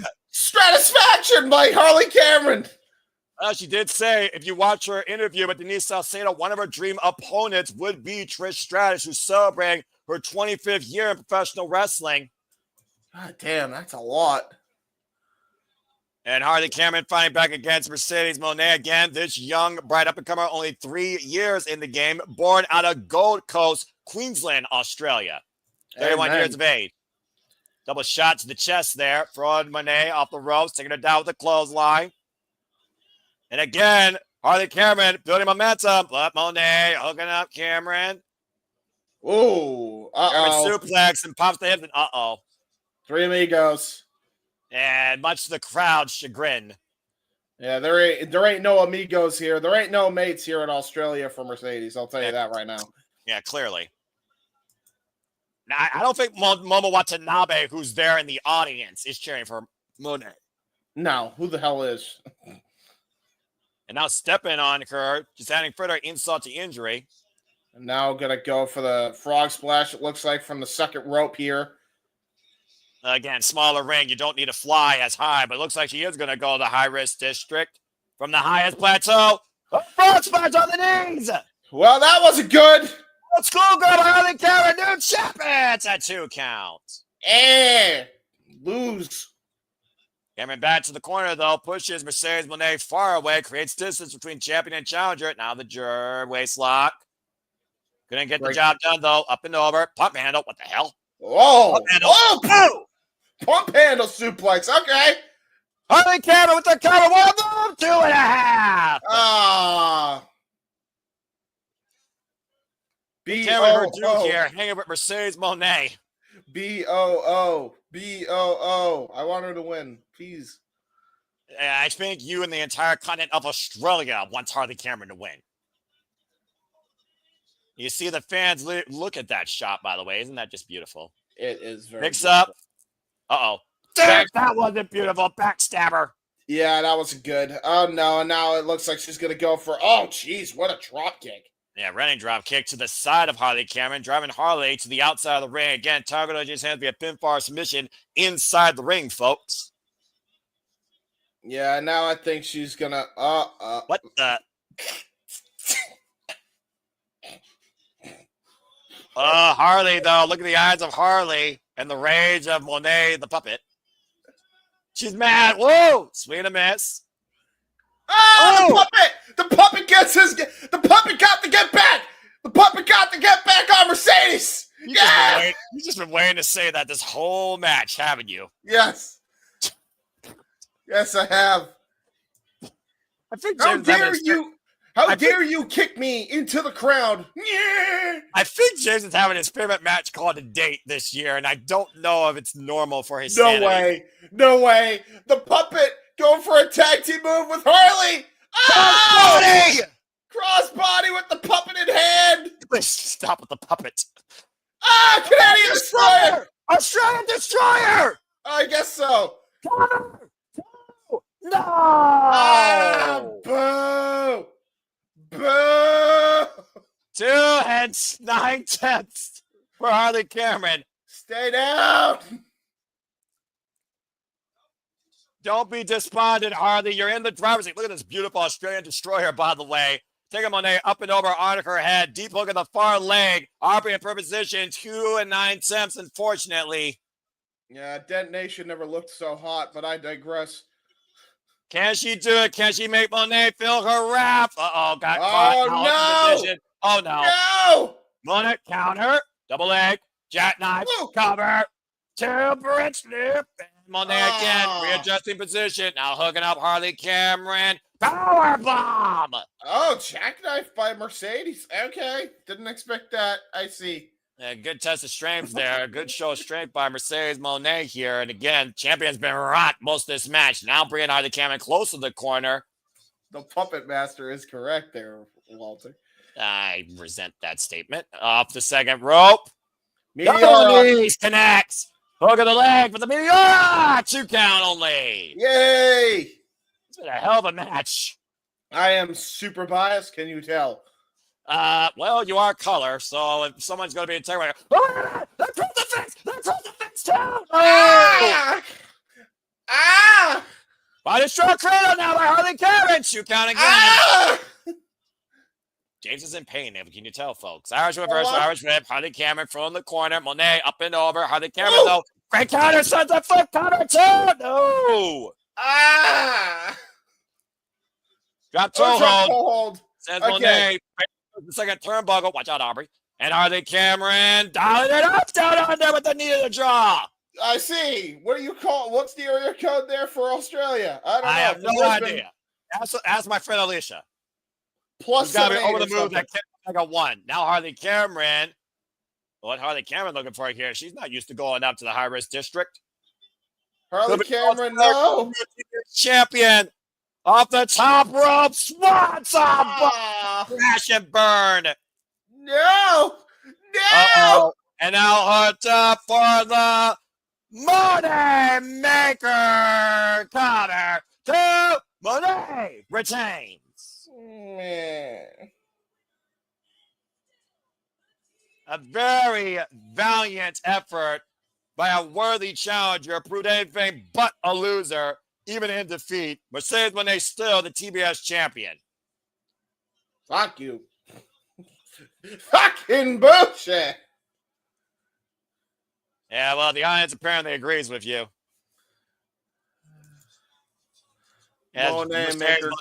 Reclaims all of her gold. Gotta wonder if Momo Watanabe will confront Mercedes Mone for any of those championships. Yeah, that's a lot of gold. Still the kind of night, AEW Continental Championship on the line as you see Momo Watanabe of Hate of Stardom. No, there's Momo. Oh, Momo just got the title right to her face. I see. Someone tells me that's not the last we're going to see on Momo Watanabe when it comes to confronting the CEO. But coming up next, it's a Brisbane Brawl. Death Riders versus Cope and Jay White. Well, oh my gosh. I've got a full commercial break, but television. Okay, first off, that was one of the damnedest calls I've ever part of in my life because your crazy ass and Walter's crazy ass in the chat talking about puppets and Muppets in the same sentence. Yes.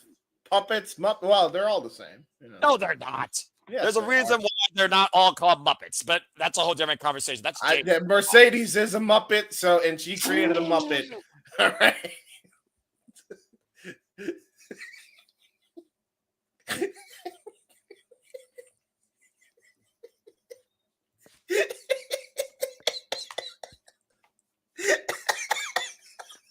Mercedes is a Muppet. Someone needs to trademark that. Oh my gosh. Ladies and gentlemen, mark the time. James has officially lost his fucking mind. Yep. Listen, I'm just happy I got to see Harley. I would have rated this show S rank if she won the title. James freaking broke me. Okay, now that I try to get recompense. Fuck. I don't even know what to say after that. Nobody was expecting that, huh? They were really taking off guard. I think you're having. All right.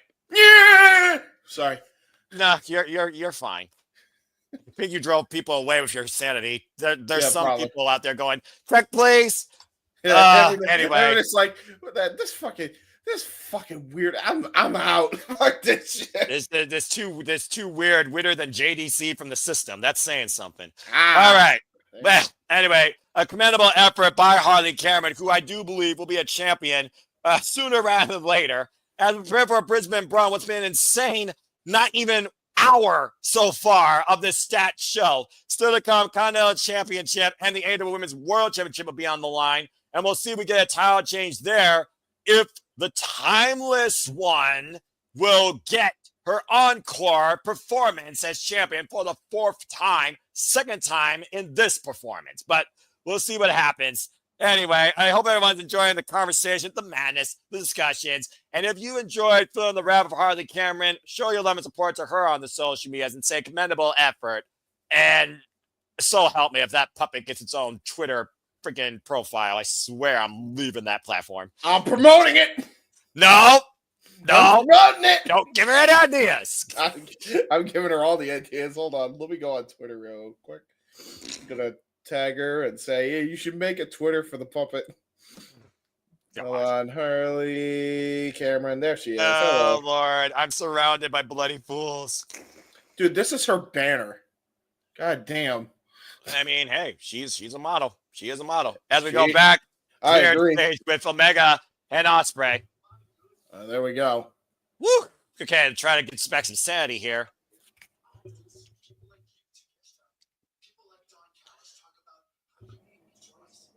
Being twice in 1 week, yep. Twice in 1 week. International Pinnacle, this company. Awesome show. The best. Case. You should create. What? Kenny Omega just challenged Konosuke Takeshita for the AEW National Championship at Revolution.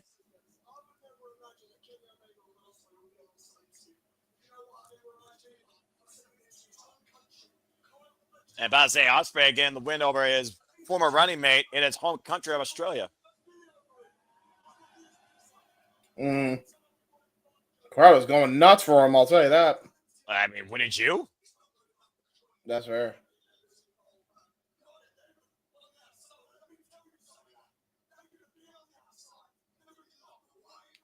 Locked away. Locked in. Ooh, the rubber match at Revolution. Oh, shit. In a steel cage! Oh, shit. Well, I got my true reason to buy Revolution now. Yeah, how's that for your money's worth, James? I agree. Let's go. Will Ospreay just challenged Kyle Fletcher for a steel cage match, like Kenny Omega just challenged Konosuke Takeshita for the AEW National Championship, both at Revolution. Mercedes, so well, let me tell you something, sister. We want Daddy Magic. I agree with the fan sign. Yeah, I agree. Daddy Magic. Gotta get that taste. The energy. No doubt about it. I want a taste. You want a taste? Oh, God damn it. It's Saturday night. Oh, man. Anyway, well, time for a whole different feeling in what's already been quite a crazy night down under. We're about to get a brawl. A Brisbane brawl. I don't even know what that's going to involve. No, I don't want to call no death right. I feel like death anytime I see him on my TV. Well, I mean, you know, it's one of those things. You either ride with them or you're against them. But whether you trust them or not, they definitely told us a lot during that close-up of Renee Paquette. But again, to Cope's point, what can they do to him that hasn't happened to Cope yet in his career? Oh, yeah, I forgot they had this. I forgot Moxley was the one who had the spike. Yay! Rated R Superstar music. Metalinga's being played as Arcady introduces Adam Copeland to Australia. What a wild, like, I never in a million years, like, it's still, I'm not used to this shit at all for Adam Copeland to be in an AEW ring coming out to this. Not to mention, we're in Australia, dude. Yeah, what the fuck? Wrestling is so fucking wild, and I love it, but also wrestling is very crazy. Speaking of wrestling, Adam Copeland will challenge John Moxley for the AEW Championship at Revolution. Again, folks, we'll be covering that Sunday, March 9th. Again, that is Sunday, March 9th, live on pay-per-view. I imagine Triller and Max, and I think they're also spanning Amazon, so please stay tuned. Referee Bryce Rensburg for this night of the match. Who am I kidding? Referee sprawled about because this match go anywhere. I think they're going to need multiple referees on site for this contest. Yeah. There's Mark Posey. He's there on the outside. Yeah, referee Mike Posey, of course, the Ring of Honor Pure official. John Moxley's put a target on his back, though, ever since literally holding the AEW Championship hostage. We haven't seen Orange Cassidy, by the way, since, in your own words, the carton ran empty and Darby Allin was taking down a flight of stairs. Yep. Look at the emotion on Adam Copeland's face here. It is crazy. What, they're singing his song. I'm just going to listen for a moment. In perfect unison.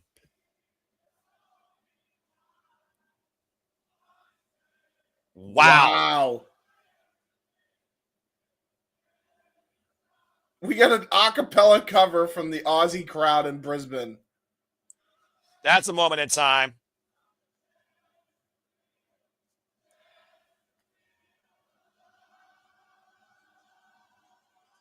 That was incredible. Wow. And look, dude, fucking Adam Copeland's fucking freaking out.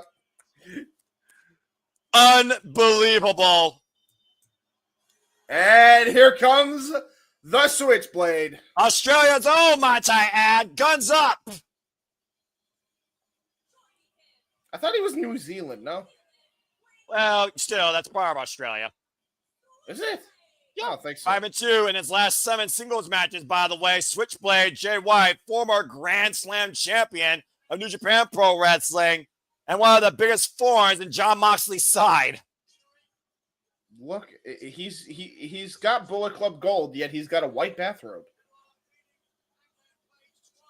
Already beat Heyman and Page twice in 2 matches, what we called technical manipulation and dissection, of course. Already beaten Pac and Wheeler Yuta of the Death Riders, and was within half a count away of beating Jon Moxley for the AEW Championship at World's End before Yuta and Shafir got involved. And speaking of which, there goes James Mood. Death Riders!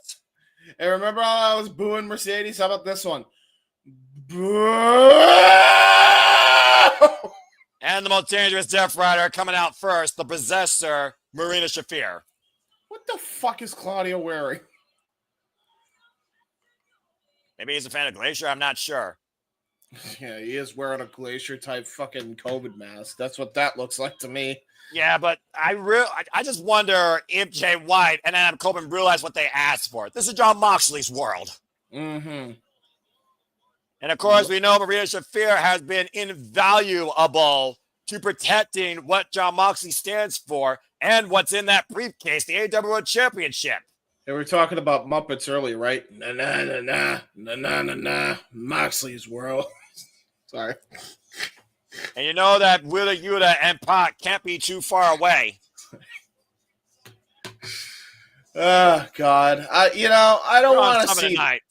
I hope the Bullet Club Gold help these boys here because I think Copeland, or I'm going to just call him Copeland. I think Copeland and White are definitely going to need all the help they can get here. You see how fired up Jon Moxley is. He's been super pissed off, sick and tired of Cope. Whoa! Oh, Jesus. Okay, we're not wasting time. Well, I kind of knew that was going to happen. And the brawl is underway. Yeah, I wonder what's the first Australian-based weapon we're going to get. A cricket bat? Oh, Jesus. Yeah, Jay White's in there with Claudio Castagnoli, and Adam Copeland's in there with Jon Moxley. First pinfall submission, I guess, inside the ring? It's where this can end. I don't know if this falls count anywhere. There are no damn rules. And there we go. Yeah, Double right 10 now. count punches. Yeah, Ooh. right now the opposition to the Death Riders taking control early. Moxley sent up and over by Jay White to the outside. And Claudio set up and over. God damn, okay. A great start here for Jay White and Cope. There goes Cope and Claudio Castagnoli. Yeah, Claudio literally called the emissary of violence. Oh, no. This is something straight out of Fight Haven, folks. There really isn't much to call here. This is legitimately a street fight here between all four of these guys. You saw that first match top that shit. You saw that great homecoming for Harley Cameron and a commendable effort by her, and you having more puppet calls in your life than you can deal with. You got this. Nice Irish whip there. There's a wrestling move for Irish whip here in Brisbane. Well, we talk about Jon Moxley being like paper mache, but when it comes to wrestling, the man can wrestle. And now Jay White and Jon Moxley on the outside. Driven through the barricades. Again, Shafir just watching on. Again, the most dangerous Death Rider. Don't give a damn if you're a man or woman, but she also knows what Jay White's capable of. Jay White hit a freaking Blade Runner on her. Claudio Castagnoli, Mr. Clean himself. damn it, James. Really? Are we going to go with that? Mr. Clean gets rid of dirt and grime and grease and dust and madness. Mr. Clean will clean your And Jay whole White house. again. Jaw Jack, Marina Shafir, and John Moxley taking advantage. Everything to clean it. Mr. Clean, Mr. Clean, Mr. Clean. Man, all the hits tonight from James Hebert. He is on something. Grand Slam brings out a different side of commentary on him, apparently. And I'm guessing as long as he's having fun, that's all that matters. Ain't nobody, don't ask me. I'm just so fresh, so clean. Jesus. I do think I'm so sexy. Clean. Oh, Lord, James. Where has your mind gone? To the second plane of existence. Fair enough. And Ow! Ow! Ow! That's a trash can lid. Okay, I thought that was the case that he'd been destroying. Yeah, I'm not sure how famous baseball is down there, but cricket players swing pretty meanly as well. Off the pit. Wait a minute, Adam! No! Oh no! What the fuck's this? Oh, No, Adam! Don't do this again. This is how you broke your goddamn leg. And calm down, get it down! Oh, for fuck's sake! Double axe handle off the friggin' balcony. It said you were talking about earlier how he broke his tibia, by the way. Yes, off the top of a damn barbed wire steel cage. Brother wrestling like it's Chavo Guerrero, Rey Mysterio, Great American Bash 2006. If you get that reference. For a man that's in his 50s, he still acts like Dustin Rhodes and believes that he can do anything. While John Moxley's choking out Jay White with the brace of a chair, wrenching his nose. Again, perfectly legal on the outside here. Yep. Oh, they got a new briefcase. Nice. Well, I mean, they kind of needed to after it was almost literally destroyed open by Spike. And, oh boy, I hope Spike's not underneath that ring. They got the goddamn Australian table. Look at the shit. That's a legit table. Who the hell is going to go through that? That thing looks like it can hurt you. Do you think John Moxley gives a fuck for his own well-being or others? No, that's a good point. Okay. By the way, I don't know if you heard that the fans called Moxley a wanker. Yep. And I agree. Of course you do. Claudio Castagnoli neutralized for now while Adam Copeland is making his way back to ringside while John Moxley has dark intentions. That table is already buckling underneath Jay White's weight, to your point. Well, either the table's going to break or something else is going to break. And Shafir is singling the end. What is Moxley doing now? You got to wonder if we're going to see a Beth Phoenix appearance here just to hold off Marina Shafir. At some point, I could see it, but I don't know about tonight. John Moxley, that crazy look in his eyes. What the hell? What's up? Oh, no. No. Jay White just got off the table. I just saw off at camera. No, not a superplex. I sense disaster. Yeah, for both guys here. Oh, my God. Adam, you're getting near 50. Ow! Oh, stick by Shafir coming to the end of John Moxley. And Jay White trying to take the candlestick out of Shafir's arms. And Claudio, blood on an uppercut. Swiss death uppercut. Oh, God. Oh, no. And power bomb for the table. Jesus almighty Christ. And then Brawl continues. The restaurant going picture. Fuck television. Colt might be dead. Hey, you think? You said yourself. I mean, he went for that table, smacked damn in half. Jeez. Damn near concussed, by the way. Damn near concussed himself on that steel beam of the table, by the way. Because that ricocheted right back to him. Yeah, take a look at the replay here. Bam! Look at that. Look at that. That was rough. Yeah, well, again, I protected his head, grabbed his hands, knew that the descent was coming. Again, Shafir looking to swing for the fences against the man that dropped him with a switchblade. Oh, Jesus. Yeah, we're gonna need the Bullet Club Gold to come into defense here sooner or later. And Mariah Shafir doesn't only has dangerous legs, as you watched her in Bloodsport and Defy success to retain her Defy Women's Championship, but can swing a mean candlestick. Yep. Still the kind of night, of course, Kazuchika Okada versus Buddy Matthews for the AEW Continental Championship. Probably will be our other workweight match of the night. And, of course, our main event for the AEW Women's World Championship. Timeless Toni Storm challenging the Mariah May while Jay White swings for the fences against Claudio Castagnoli with a trash can lid. But finds himself in a 2-on-1 at this point. Fighting for dear life. Got caught with a gut-wrench suplex though by Claudio. Again, the strength of Claudio Castagnoli is ridiculous. Oh, no. Oh, no. Oh, the swinging! Oh, God. They're going to go for a drop kick with that trash can, Tyson Kidd style, aren't they? Either that or intercept the swing with the trash can lid. That's one way to halt it. And, man! Yeah, you called it. Yeah, I'm about to say, you want to stop swinging? There's a way of doing it. And look at the way that trash can is bent and warped from Jay White's body colliding in it. How fitting with collision. Colliders, mount up. Well, Jay White didn't. And so far, no Pac or no Wheeler Yuta. Shafir has been the difference maker here. Yeah, don't give him ideas. I don't need to. It's the Death Riders. You kidding me? It's literally taking on an army. If you're going to beat Jon Moxley, he says the simple formula. Pin him. 3 seconds. That's simple. He doesn't make it that simple, though, because he's got a damn army behind him. That's true. By the way, I like cross phases.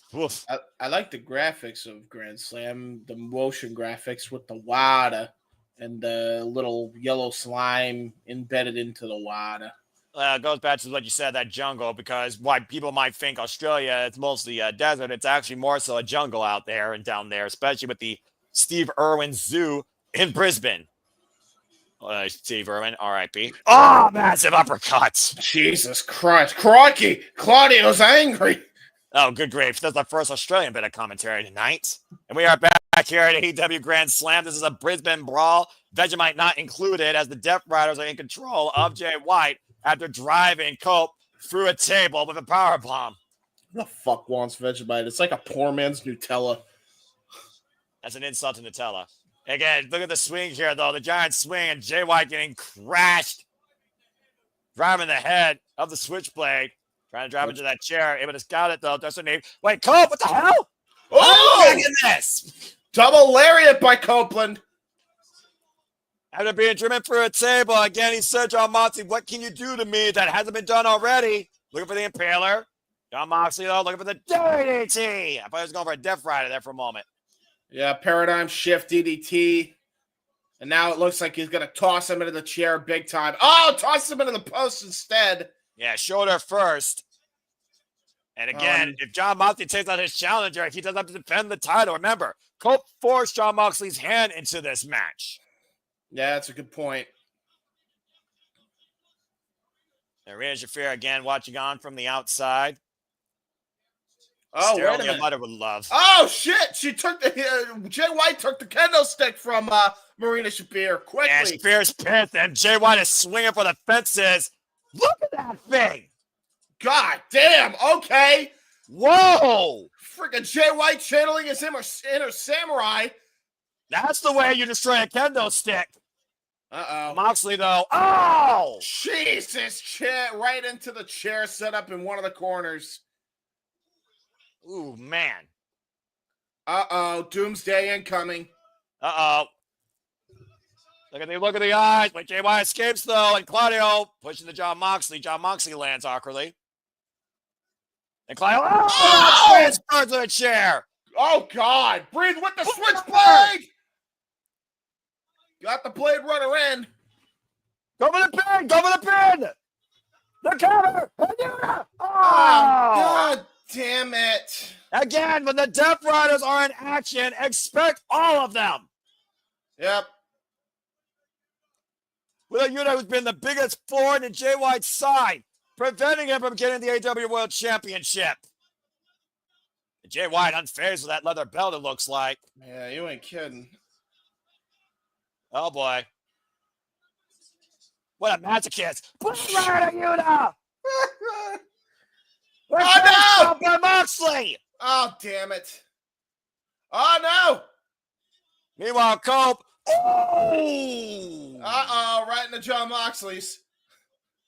Make a wish if you dare. Uh-oh. Wishbone to the. That's a square post, by the way. Poor freaking Adam Copeland's nuts. I'm sorry, John Moxley's nutsack into it. Yeah, and Cope has the look in his eyes with a table in the corner and a switch Superman slow to rise. Yeah, we've seen that look before. We see this is One Night Stand 06 all over again. Oh, jeez, got uppercutted for his troubles. That body drop though by Cope. Through the table. He got all of it. That's a concussion. Moxley back to his feet. Spear by Continental World Champion. Copeland is unhinged. Oh, God. Oh, God. That crazed look in Adam's eyes. He's going to go. The opportunity. The Radar superstar has gone to extremes his whole career when it comes to destroying his opponents. I think he's going to go for that steel chair concerto. Oh, God. That's a barbed wire steel chair, James. Oh, no. Oh, no. Well, he knows a thing or two about dealing with that sort of weapon. Oh, no. John Moxley should have stayed down. Oh! Damn! Oh! Oh! Accurate. He grabs another chair. Yeah. Did a form of bleeding on John Moxley that night as his back's been cut open. Or should I say shredded open? Oh, wait a minute. We've seen Moxley busted open in the past, but oh, God, man. Shafir, protect the champion. Protect the champion. I was about to say, oh, there's Yuta.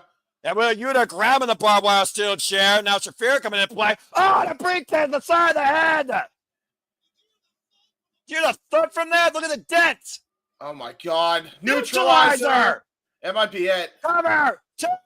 No. Adam Copeland kicked out. Oh, Bulldog choke immediately by John Moxley. Bulldog choke immediately.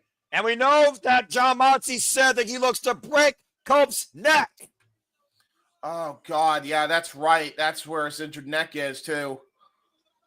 We saw Cope literally pass out to this a couple weeks ago on Dynamite while Yuta is neutralizing Jay White. Oh, this is horrific. Oh, my God. Enough of this already. And he may go out. He might have to tap if he wants to challenge for that tap. But you know Cope's too stubborn. It's that grit. If Adam Copeland somehow gets to the ropes, it wouldn't even matter. It's a no DQ match. Yeah, it's done. Yeah, he's fading. He's absolutely fading here. Yeah, it's done. That vertebrae in the back of Cope's triple fused neck. He's out. Brett calling it. Death Riders win. Yeah, I don't think they're done. They're far from done, I'm telling you. Jeez. Yep, I knew it. He's immediately going for the Bulldog again. He's going to break this dude's neck.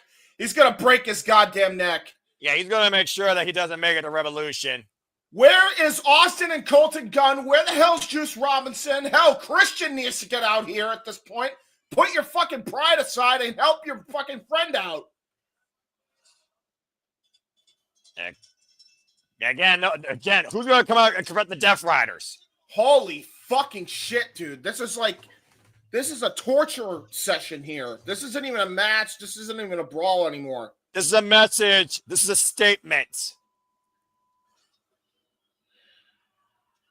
Jeez, a piece. Took 4 of them tonight, but they neutralized Cope and Jay White.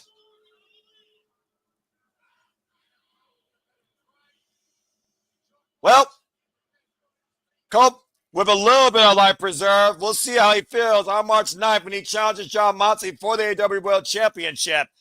If this is any sign of what's to come after tonight, I don't like his chances. Yeah, I don't either.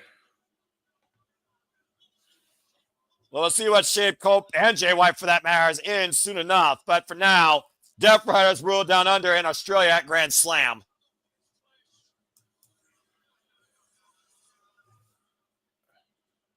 Again, who the hell's going to stop John Moxley at this point? Hopefully somebody. It's going to take more than one body, clearly. Yep.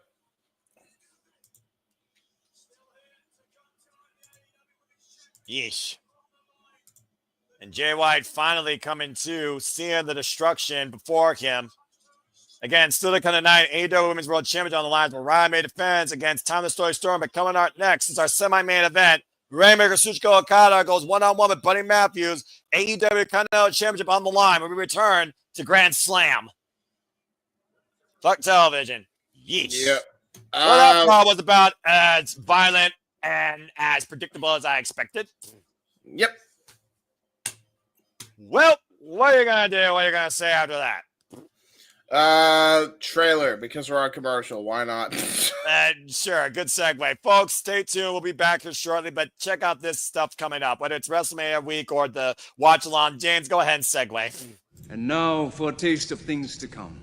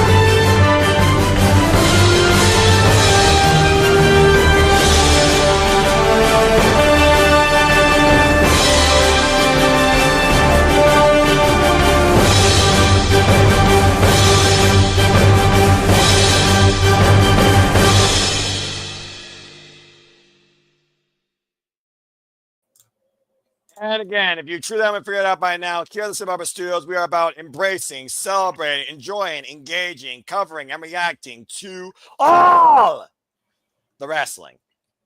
As the Fett politely summarizes here too. He knows what's up. Again, hope you all been enjoying the conversation. Please subscribe, comment, tell a friend. I believe the Saturday shenanigans are also under play, hosted currently by Rage of Wrestling. Subscribe. Walter Cruz, as regular wrestling Jaded Wounds, will join later on in the evening, and we also will join them once Grand Slam concludes. Hope everyone's had fun tonight, where Grand Slam has definitely given us quite a work rate, fun moments, commentary coverage that I don't think everyone's going to see the freaking light of day again. But either way, it's been a really fun time, and I'm glad to see James in this mood, considering what wrestling has kind of been for a lot of people as of late, it feels like, especially when it comes to this brand. But it's like I said, you look at the good, the potential of professional wrestling, you'd be pleasantly surprised. And this audience has not disappointed either. This audience has made this show. That being said, we are back here at AEW Grand Slam, and it is time for our semi-main event.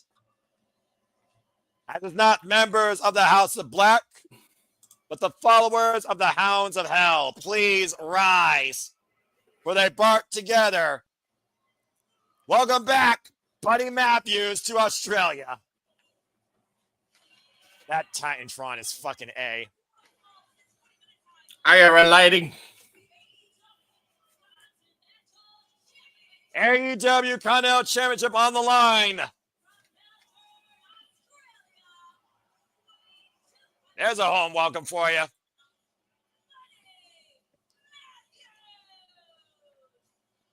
James, we talk about all the time when it comes to the House of Black, not only as a group, but as individuals. Buddy Matthews, of course, a former AEW Trios champion for 25 weeks alongside Brody King and Malachi Black. Of course, the Empress of the Black Throne. Julia Hart is also, of course, part of the family, I would say. But we've also seen these endorsements, included by Ospreay for Buddy Matthews. Buddy Matthews, of course, no stranger to challenging for AEW Gold, previous challenger for the AEW National Championship, but finds himself for the first time ever challenging for the Continental Championship. Yeah, very good point. I mean, here's the deal. We know that Buddy Matthews has very good luck when it comes to winning championships in his native country of Australia. We saw it, to your point, we saw it with the Cruiserweight Championship all the way back in 2019 when he won the Cruiserweight title from Cedric Alexander, but this is no Cedric. Yeah, this is the Rainmaker!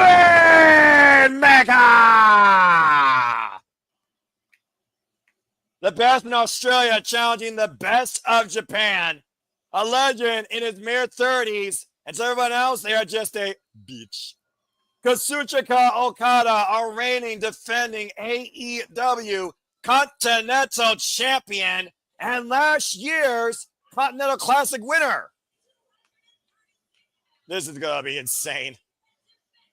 I'm trying to fix my lighting rig here. I appreciate the effort, but don't overkill yourself, dude. Kazuchika Okada has been champion now, get this, for 333 days, going into his 11th defense tonight of the Continental Championship. Oh, come on. Has beaten Tomoyoshi E, Will Ospreay, Kyle O'Reilly, Mark Briscoe, Orange Cassidy, Konosuke Takeshita, Kyle Fletcher, Claudio Castagnoli, Dax Harwood, and Pac since beating Eddie Kingston for this title last year in March. About to approach the 365-day championship reign mark here come next Revolution, which is where he won this championship all the way back there. AEW Diamond, actually, in Canada. Oh, yeah, that's right. Yeah, that's you're right. Before Revolution, my apologies. It was the first time ever matchup, by the way, one-on-one. We saw the interview with the Mind Games when Buddy Matthews called Okada a beach. Bell rings! There we go. Go. Gonna be the best match, I think, of the night for sure. I mean, and then again, I don't know how you top that tag match that opened up the damn show, but maybe these two. See.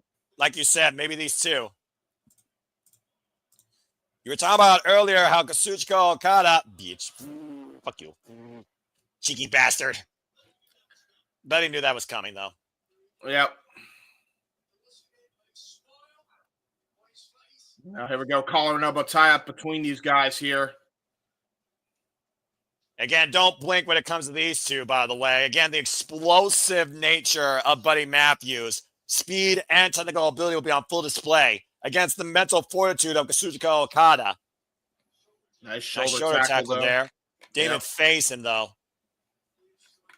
And keep in mind, this is not the first time Okada has definitely given a weight advantage to somebody. You recall the match that he had with Tetsuya Naito was at least giving 20 pounds up to him for the IWGP World Championship back at Wrestle Kingdom 12. And Buddy Matthews getting a little bit of Okada's mind games there with the fake out. Now Okada bracing Buddy Matthews up against the rope. Every Stephon Smith for this contest, by the way. And Okada. Oh, there you go. Little tit for tat. Yeah, mind games by both guys, yeah. What do you expect here with these two? Standing switch exchange. Buddy Matthews, by the way, had his first wrestling match here in Australia in 2007 in the PCW promotion in Victoria, Australia.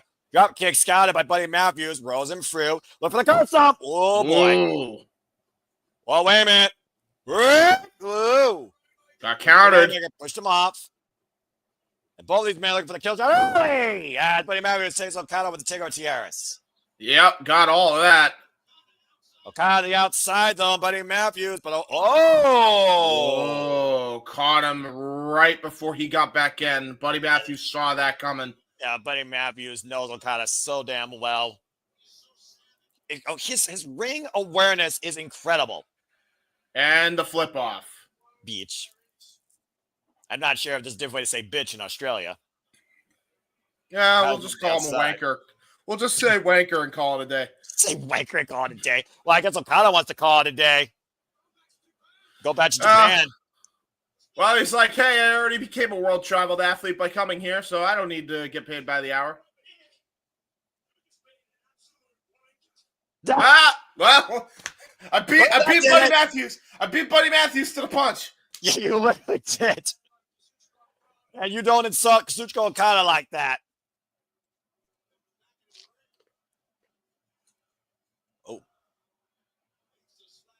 Oh, Jesus, what a forearm by Okada. Double fake out there up against the ropes.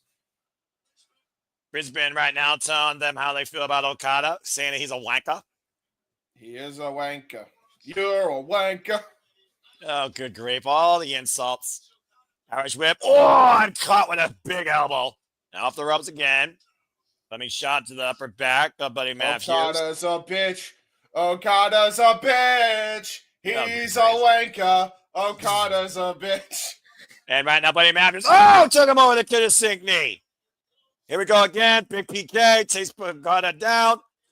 Ooh. Little flashy knee strike there. Cover without a press. Gets a 2 counts. Yeah, taking a page out of the American Dream Dusty Rhodes, maybe his playbook with that knee drop. Yeah, no kidding.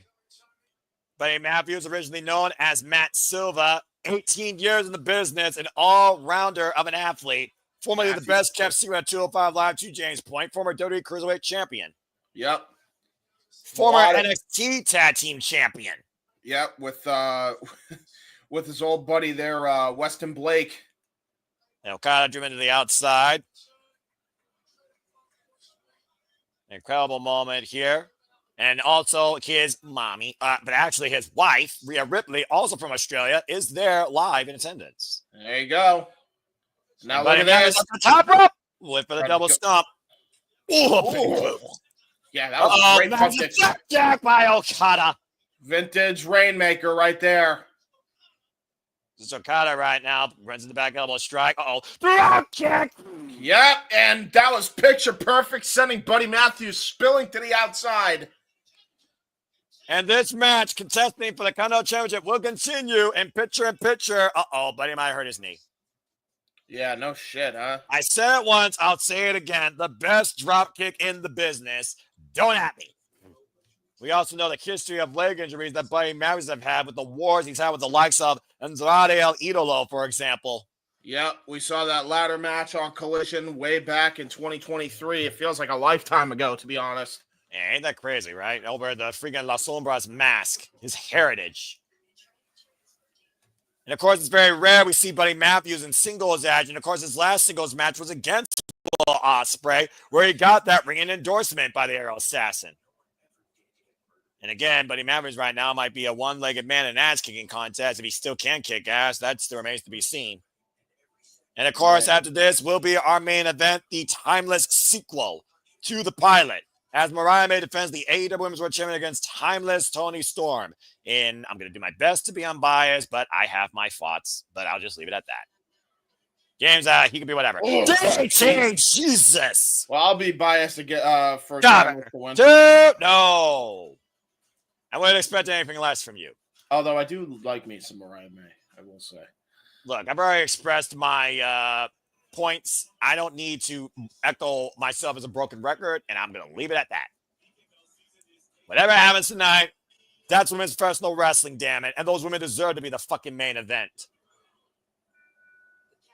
And, of course, Kazuchika Okada right now with his newfound lease on his wrestling career, not nearly working as hard, but much smarter. Shades of Ric Flair ever since leaving New Japan Pro Wrestling. There's that hip check into the corner. Back elbow strike to the jaw. And just taking it in, man. Kazuchika Okada, by the way, with over 1,700 matches in an illustrious career. Trained, of course, by Ultimo Dragon down in Mexico before he came back from excursion as the Rainmaker to confront the ace of New Japan, Hiroshi Tanahashi, who, of course, is retiring next year at Wrestle Kingdom 20. By the way, I think other than Africa, Okada has legitimately wrestled in every other known continent that could be inhabited. So take that in. Well, take that in. You did call him the best worker since Ric Flair. Yeah, I mean, he is a world champion by all accounts. He has been a champion in every country other than Africa. Unless I'm wrong. And then he did go to Africa, and that means he's literally become a world-tested wrestler. There you go. I can't recall a time they went to Africa or he wrestled in Africa, but I mean, there's probably points there to your point. I mean, we've had people from Nigeria. I mean, the Obafemi, just saying. I mean, you could say he blessed the brass rings down in Africa. Well, I mean, I guess it rains in there too. As the topic on hello by Buddy Matthews to Kazuchika's return here to this match underway for the AEW Continental Championship. Buddy Matthews to the top rope. Big Meteora takes down the Rainmaker, but again, further damage done to that left knee. Now crossing the cover, hooked in their leg, 2, no. Hopefully he doesn't have to have surgery 5 times in that left knee. As we take a look at the replay. It would still be less than Rey Mysterio. Yeah, that's true. Oh, man. That was a high Meteora, too. Here it comes. Oh, Rofu sits in the cover. Yeah, it's a 2 count. Yeah, I was going to actually utilize the best-kept secret driver there. The move he actually won with, the Cruiserweight title with. But there's Heavy Rain. And that neckbreaker over the knee and that cheeky smile coming across that cheeky bastard once again. Of course, we know he also can suffer that neck for that Cobra clutch, that money clip. And scoop slam, and we know what this usually leads to. Yeah, we know what's coming. The falling elbow drop. Okada loves to employ, putting all of his weight and full force into that sternum. And drops it and hits all of it. Jesus criminy.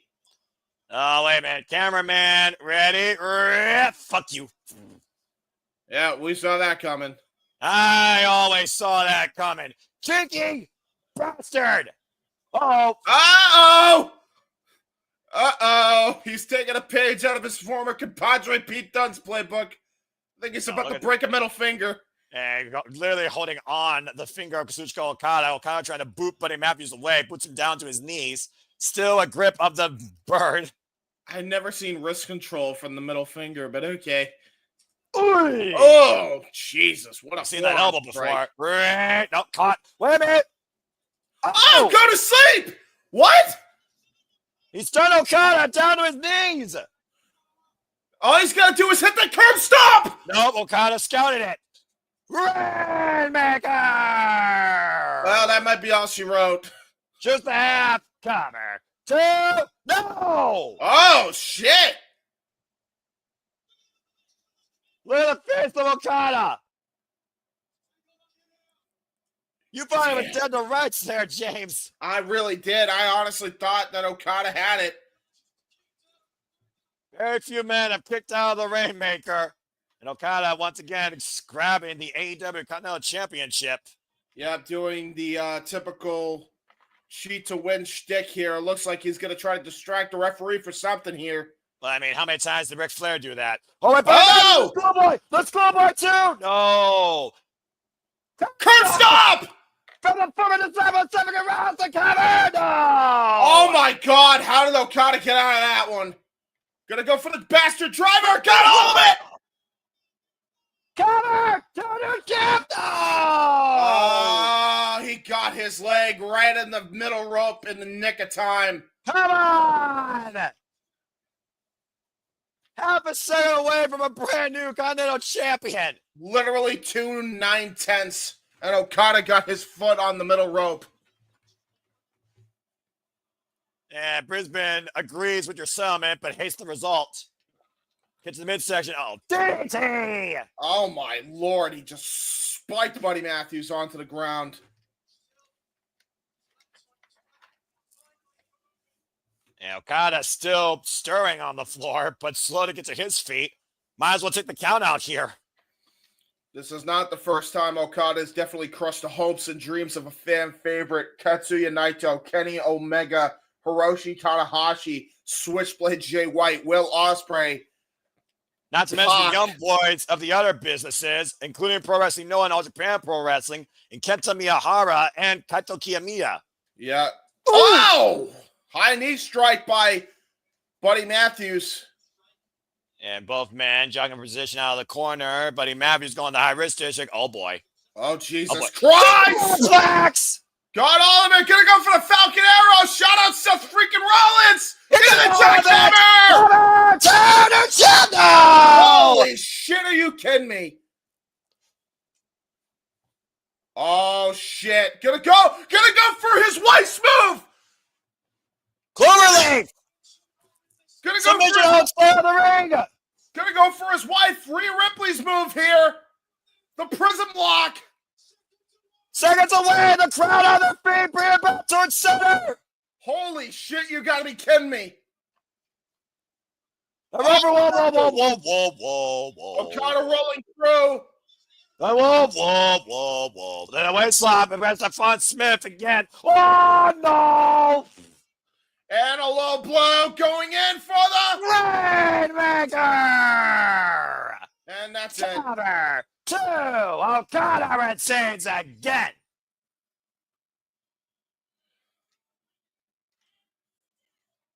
Oh, there He found a way. He found a way again, James. Yes, he did. You called him the best worker since Ric Flair. Tell me that wasn't a page on the Dirty Players playbook. 100%. An incredible showing, though, by Buddy Matthews. Yeah, but it was absolutely an incredible showing. But at the end of the day, the luck ran out for Buddy Matthews winning championship gold in his home country. Well, again, Dynamite is going to heat things up even more after the night as we have a face-to-face with MJF and him and Adam Page. We also have an AEW International Championship Series. There will be a Revolution rematch with Orange Cassidy and Roderick Strong this Wednesday, followed by Orange Cassidy and Strong taking on Konosuke and Takeshita. And the winner of those two matches will face off to become the next challenger for the AEW International Championship. A Revolution International Championship Series coming up. Yeah, we saw Orange Cassidy and Roderick Strong fight for the international title. Literally last year's Revolution was when they actually fought, I believe.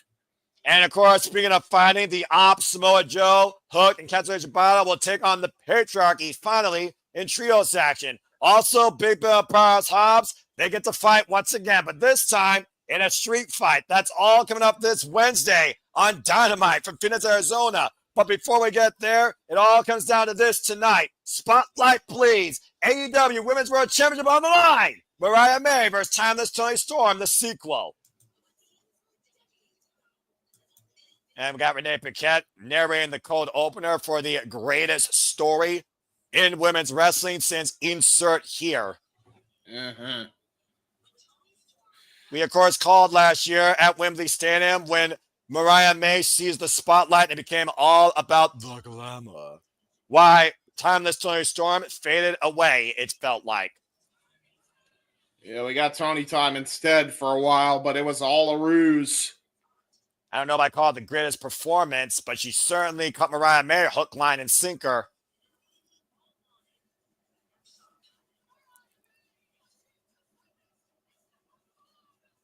How well is a sequel versus a pilot? Ask J.J. Williams and Walter Cruz when they give you a top 10 of the better sequels since the originals as we get Act 2 of what I hope will be a timeless trilogy. But how does the sequel end versus how it began? We'll find out after this commercial break. Fuck television. Yeah, amen. There you go.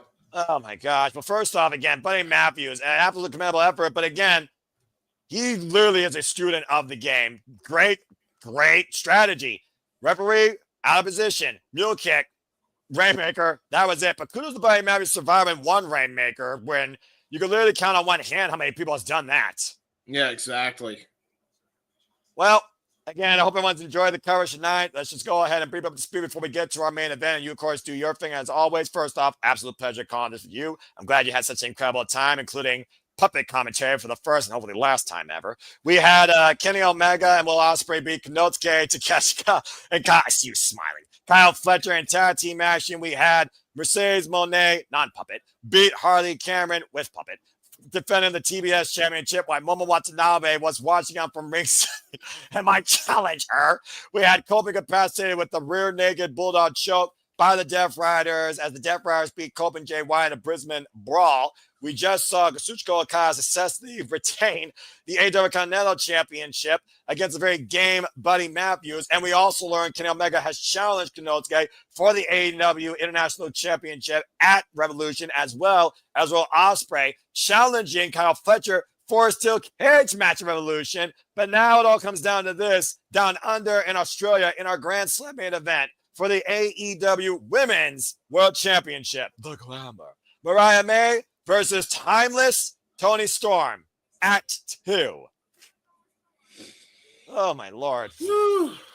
This has been a fucking insane night of wrestling. I love the fact both of these shows are being main evented by the Women's World Championships. Goes to show the pedigree that women's wrestling should be held more often by, damn it. Amen. And finally, Mercedes doesn't take the main event spot. Yeah. Well, I mean that's a whole different conversation, but you're definitely not wrong there. Mm-hmm. Oh, man. And yeah, to your point, that was the prison lock. Literally his wife, mommy, Rhea Ripley's move. And of course, we know Rhea Ripley's challenger will be determined out of the Elimination Chamber, as well as Cody Rhodes' challenger, since we now know that Jey Uso will go after Gunther. And Tiffany Stratton, she has to go up against the Queen, Charlotte Flair. Mm-hmm. Well, interesting match of WrestleMania. Hey, all I know is I hope I see me some mommy. That's all I care about this year. Oh, good grief almighty. Well, you know that Rhea Ripley will defend the WWE Women's Heavyweight Championship against Io Sky, I believe, after the Elimination Chamber. So it should be an interesting match. We'll see what happens there. There you go. And again, folks, stay tuned with us on the road to WrestleMania. We'll keep you in tune with all the coverage, all the special watch-alongs. And, of course, next time we do Super Dead Theme Movie That's Chamber. But let's go ahead and get ready, James. It's main event time on Grand Slam. Enter the glamour. Oh, boy. Oh, my. The woman from hell who said women's wrestling was dead because I killed it. Now looks to kill Timeless Toni Storm once and for all without mercy and keep AEW all about Mariah. I said it once, I'll say it again. Never has something so sinister been also so glamorous. Mm-hmm. One of the biggest breakout stars of last year across the entire wrestling scene, under 30 years of age. Mariah May has been the AEW Women's World Champion now for 174 days, entering her 8th defense tonight with successful wins against Mina Shirakawa, Thunder Rosa, Willow Nightingale, Yuka Sakazaki, Nyla Rose, Anna Jay, twice, including no disqualification at Tawana Street Fight.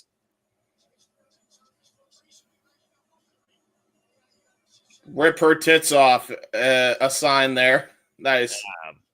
Well, I hope they're talking about the appropriate woman. Aubrey Edwards for this contest, as she should be. A match that I thought was going to be once in a lifetime has now turned into what the? Oh my God, that's Luther. Is Luther? Why is he acting like an usher at a theater? Because why not? Shh. I'm going to hold my integrity. I'm just going to hold my integrity. The friggin' usher. Give me a break. What? Huh? Well, here's the real Toni Storm, I guess. Huh? Well, it is Toni time. We are back home in Toni Storm's country. What?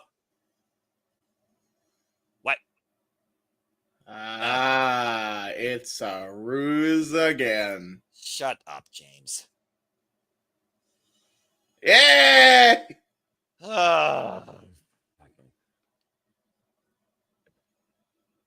Oh, my Lord. It is timeless. Toni Storm. Thank God King isn't here. And she is timeless once again, as I will be only during her entrance, which hopefully will be for the last time in living color, as the glamour Mariah May looks absolutely despondent. You ain't kidding. She thought this was the end. Toni Storm, timeless Toni Storm, originally only called Storm. First wrestling match was back in 2010 here in Australia in IPW, Queensland, Australia. Of course, went on to so much promise, known many times over as the Rookie of the Year, before she ascended to stardom and became the World of Stardom champion, a former 2-time WXW champion, and of course, former WWE NXT UK Women's champion. Let's go down to Arcadiara for our introductions.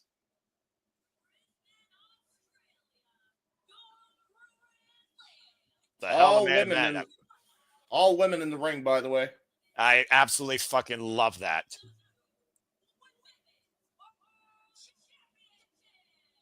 Oh boy.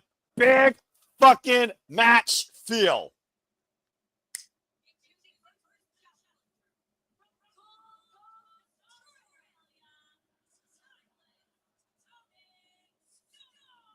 A 3-time AEW Women's World Champion, might I add. Going to become a record 4-time AEW Women's World Champion. Toni Storm, 29 years of age, 15 years in the game. The crowd is absolutely on their feet for this woman, by the way. Yeah, well. And they aren't for Mariah. Gee, I wonder. The Glamour, 26 years of age, 6 years in the game, our glamorous AEW Women's World Champion from the UK. And showing the UK Union Jack flag. I mean, Australia and Europe have never agreed with one another. James, this is the most important match of this entire day. To me, this is our main event. You know what to do. Aubrey Edwards holds the AEW Women's World title up. The champion, the glamour Mariah May, the challenger, timeless Toni Storm. Bell rings, and here we go! The statuesque, blonde, demure bombshell versus this rapscallion of her past. Timeless Toni Storm, Mariah May, the sequel. Castagnoli change hands via pinfall or submission, of course, inside the ring. Count disqualification means nothing. And here we go. Oh yeah, that was not that. There was not going to be any collar and elbow. This is going to be a Donnybrook here. Same way we started off down in the UK, excuse me. And you see Timeless Toni Storm sporting Australia's flag on her attire, to your point. Whoa, big loose flag by Toni Storm. Taking down Mariah May, center of the ring. Utilizing one of her mentor's maneuvers, Luthes. Trying to get a win quick here and just stomping away at Mariah May. Oh, yeah, trying to dislocate that shoulder on the place, by the way she's stomping a mud hole in Mariah May. Mariah May with the sling blade. That was a brutal sling blade. Holy shit. Yeah, the glamour again. Up, got down with a drop kick. You think you got the glamour down, and she finds a way to fight back. The woman from hell for a reason. Underestimate her beauty. Get fucked up from it. And now it looks like she's stomping a mud hole here in Toni Storm. Looks like she might be trying to set up for the hip attack. And she's looking at, if she had a shoe, you know she exactly would do with that. Again, this hometown, home country of Toni Storm here. Our main event, Grand Slam, Australia. And Mariah May takes control, hoisting up Toni Storm. A determined suplex by Toni Storm. Hell of a German suplex by Toni. Now going to go for another German. Boom, another one, and just dumps her on her shoulder blades. Yeah, just sending her for the ride.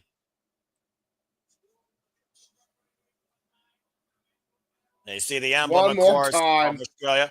Oh, God, I got it. The hat trick. Yeah, And yeah. Down goes the glamour. Yeah, the glamour is not feeling too glamorous right now, I'll tell you that.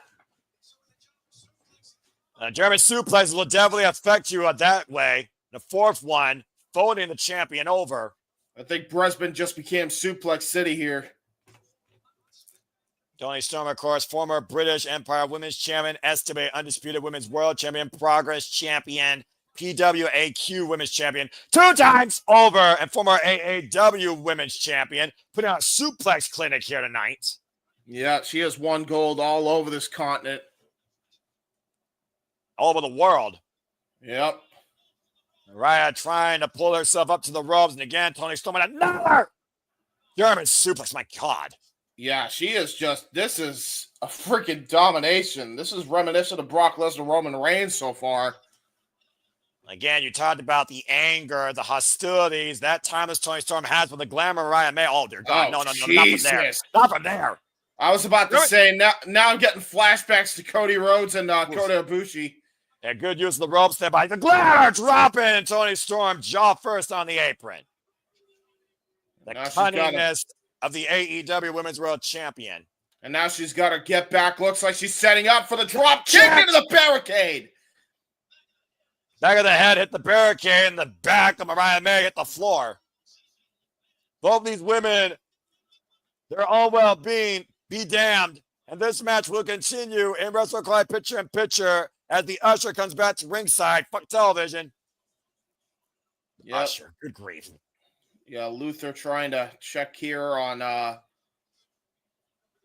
timeless Toni Storm, trying to fan her and try to will her back into the match. Mariah May now standing toe-to-toe with him. How well did that work out last time for the former Butler? Yeah, that's a good point. Face first goes Toni Storm in the apron as the Glamour has taken full control of this match. And Irish whipped into the barricade, side first. Yeah, and there's a fan sign there by a fan. And just got ripped to shreds. Mariah May now there's a beautiful capture there. Eat your heart out, Marilyn Monroe. Yeah, exactly. And Mariah May has done so much in literally a year being part of AEW. Coming to AEW last year in January. And now Luther, Jack, and Mariah May knows that he cannot get involved here, though, at the risk of Toni Storm getting disqualified. But would that really be a bad thing? And Mariah May bringing Toni Storm back inside the ring. And Toni Storm rot for now. Something timeless might be left lost in time after Mariah May gets done with her hair tonight, if she has her way. Yeah, you ain't kidding. Now just choking Toni Storm out with her boot here. That long reach of the statuesque bombshell known as the Glamour. And Toni Storm right to the midsection. Yeah, this is all Mariah May so far now. Mariah May found that opening, and she has absolutely opened that door wide open for herself. And up and around and around and around with the airplane spin, sidewalk slam, cover. 2-0. And Mariah May utilizing that long reach of her legs, just spinning around as fast as she could, disorientating her opponent. Up and down, the Mariah go round. Mariah May, of course, won her first championship in her wrestling career in 2020, the United Wrestling Champion. And, of course, a former Gods of Stardom tag team champion with Mina Shirakawa as Club Venus. I was going to say, maybe you should say up and down the Mariah go round, but that's a different story for another time. Irish whip, reversal. Come on, man. Hold some decorum. Running uppercut by the Glamour. You think about, again, the theatrics that the Glamour displayed last year, taking advantage of timeless Toni Storm. And we're back here at our main event, Glance from Australia, capacity count on hand. Beautifully visual, by the way. I fucking love this. Yeah, AEW World Championship on the line. Our main event, referee Aubrey Edwards for the Glamour Mariah May versus timeless Toni Storm. And what a power been so far. Jesus, what a clothesline. Another one. Uh-oh. Planted! Sit out, power cover! 2-0! Toni Storm almost got the win there.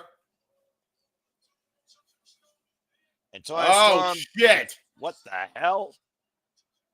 Little payback. Oh! Version of an STF here, modified version. Yeah, holy shit. She's got this locked in deep. Oh, that is pain.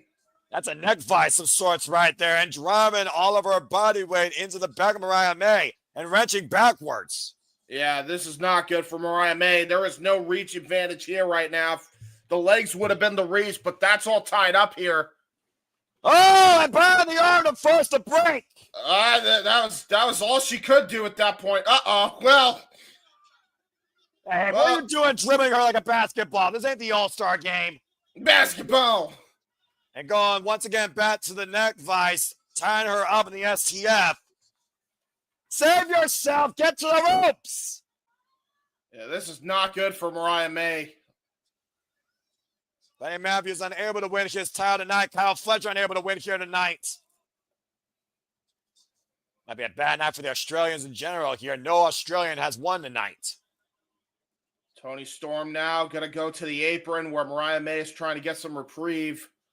Not on Toni Storm's watch, I'll tell you that. The dangerous territory of both these. We might be looking for the Storm Zero. Oh, a massive headbutt. Glasgow kiss. Hello. Mariah May scouting. Oh! Hip attack into the ring post. Now Mariah hoisting up Toni Storm on the floor. And Mayday! Mayday on the floor. Oh, my Lord. And Toni Storm rolling to the barricade, probably on her own accord. Desperation move there by the AEW Women's World Champion. Yeah, I'll be checking out both. Look at this. Please. Just jacking up her sternum, her back, her neck off that driver. Yeah, damage done to both, though, clearly. And again, no one wants to see a double count out here, no matter what side you're on. Yeah, exactly. Aubrey Edwards definitely trying to get both women to come back into the ring, trying to check on both opponents here. Somehow, some way, Mariah May and Toni Storm are finding a way to still fight in this. Luther trying to will Toni Storm on here as Mariah May climbs. Looks like she might be going for a top rope maneuver here. It looks like that's what she's going for. Possibly looking for that drop kick. We'll find out here in a moment. Beautiful missile drop kick sends Toni Storm up and over. Got all of it, and now look at this. Mariah May still in a lot of pain after that driver. I think she might have screwed up her tailbone a little bit, and now she's clutching at her neck. As the driver, the champion, though, James, again, Mariah May doesn't mind punishing herself, and she means she punishes others worse. And this will be her greatest feat to date, beating Toni Storm in her home country. Lights, camera, action, go! Jesus Christ, that was rough. Glamorous hip attack in the corner. What, Toni Storm? What the hell? Man, Toni Storm! Oh, shit! Cover two! No! Oh, my God. Try to beat her with her own move, but couldn't. That was close. The imitation, the greatest form of flattery, as many would say. Yeah, well. Now who's trying to be who? Hey, listen, who was imitating who first? I'm just saying. You wonder if Toni Storm learned anything from Mariah May. Oh, God! There's the lights, camera, action there by Toni Storm, and I don't think she's done. I think she's looking to punish her. Yeah, by the original, to your point. Looking to pop again. A second vicious hip attack in the corner. She's punishing her, and I ain't talking about Frank Castle. Champion is out. An encore of a hip attack. A trifecta. Now hooking up Mariah May. Storm Zero! That might be it! Number 2! No! What the hell? How? She's alive! The champion lives! Still lives to be glamorous tonight!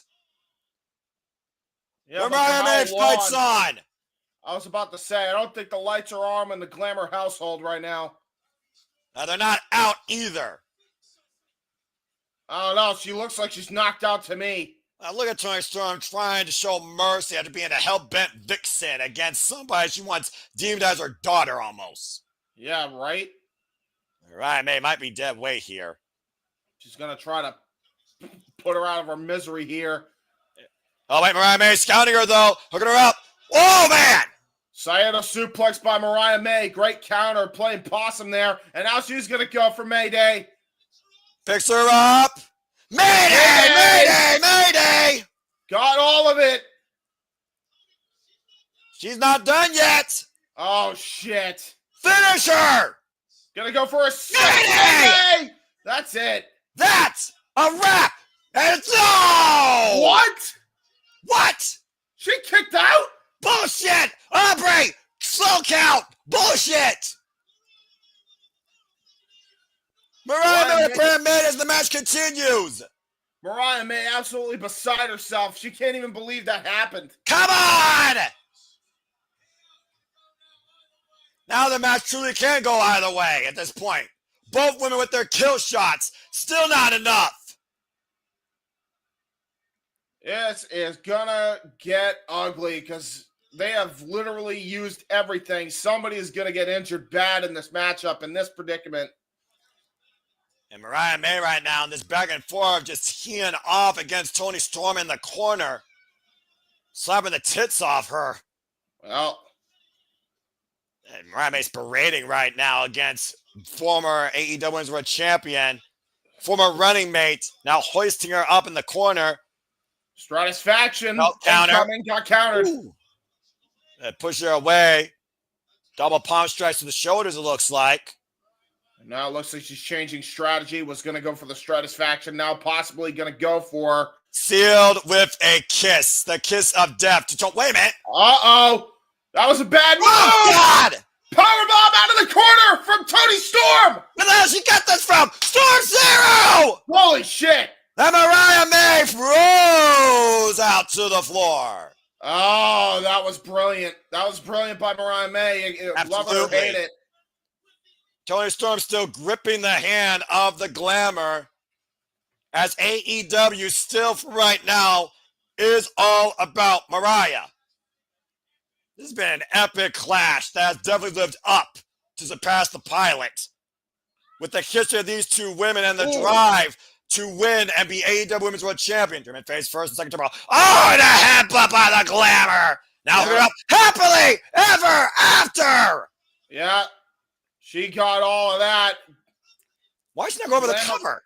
Glamour kiss, and now gonna go for May. Wait, what? Got countered. Got countered. It's their crossbow package. What? Holy shit! Toni Storm! Toni Storm did it! No! No! No! What? Toni Storm at the last possible second with a cradle just won and stole the world championship from Mariah May! A travesty has occurred here in Australia! The portrait of the Glamour ruined by this timeless wonder! Timeless Toni Storm is once again now a record four-time AEW Women's World Champion! I don't believe it! The crowd has absolutely lost their shit!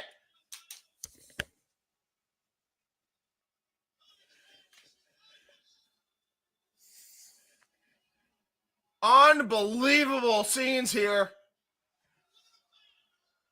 A travesty of an incredible run comes to an end tonight. Down under in Australia, Grand Slam for the Glamour. A simple cradle roll-up leads to a title change. And Timeless Toni Storm once again rules the Women's division. But for now, for James Hebert, I'm Noah Foster. That concludes tonight's presentation and scene. We will see you next time here on the Watch Along schedule as we shift gears and see you shortly on the Saturday Shenanigans. Thank you all so much for tuning in as always. Curses! He started calling the main event on Shenanigans. All right, so we gotta immediately go into the Shenanigans, I guess. All right, gentlemen and ladies that are watching, go right to the Shenanigans because we got to get the hell out of here. Walter's struggling here by himself. Here's our PayPal links, and real quick, Noah's thing, my thing, Walter's thing, JJ's thing, and Jeff's thing, and also Michael's thing. We'll see you later. Tune into Shenanigans. And injustice. Bye-bye, everybody. Have a good night. Have a good night, folks.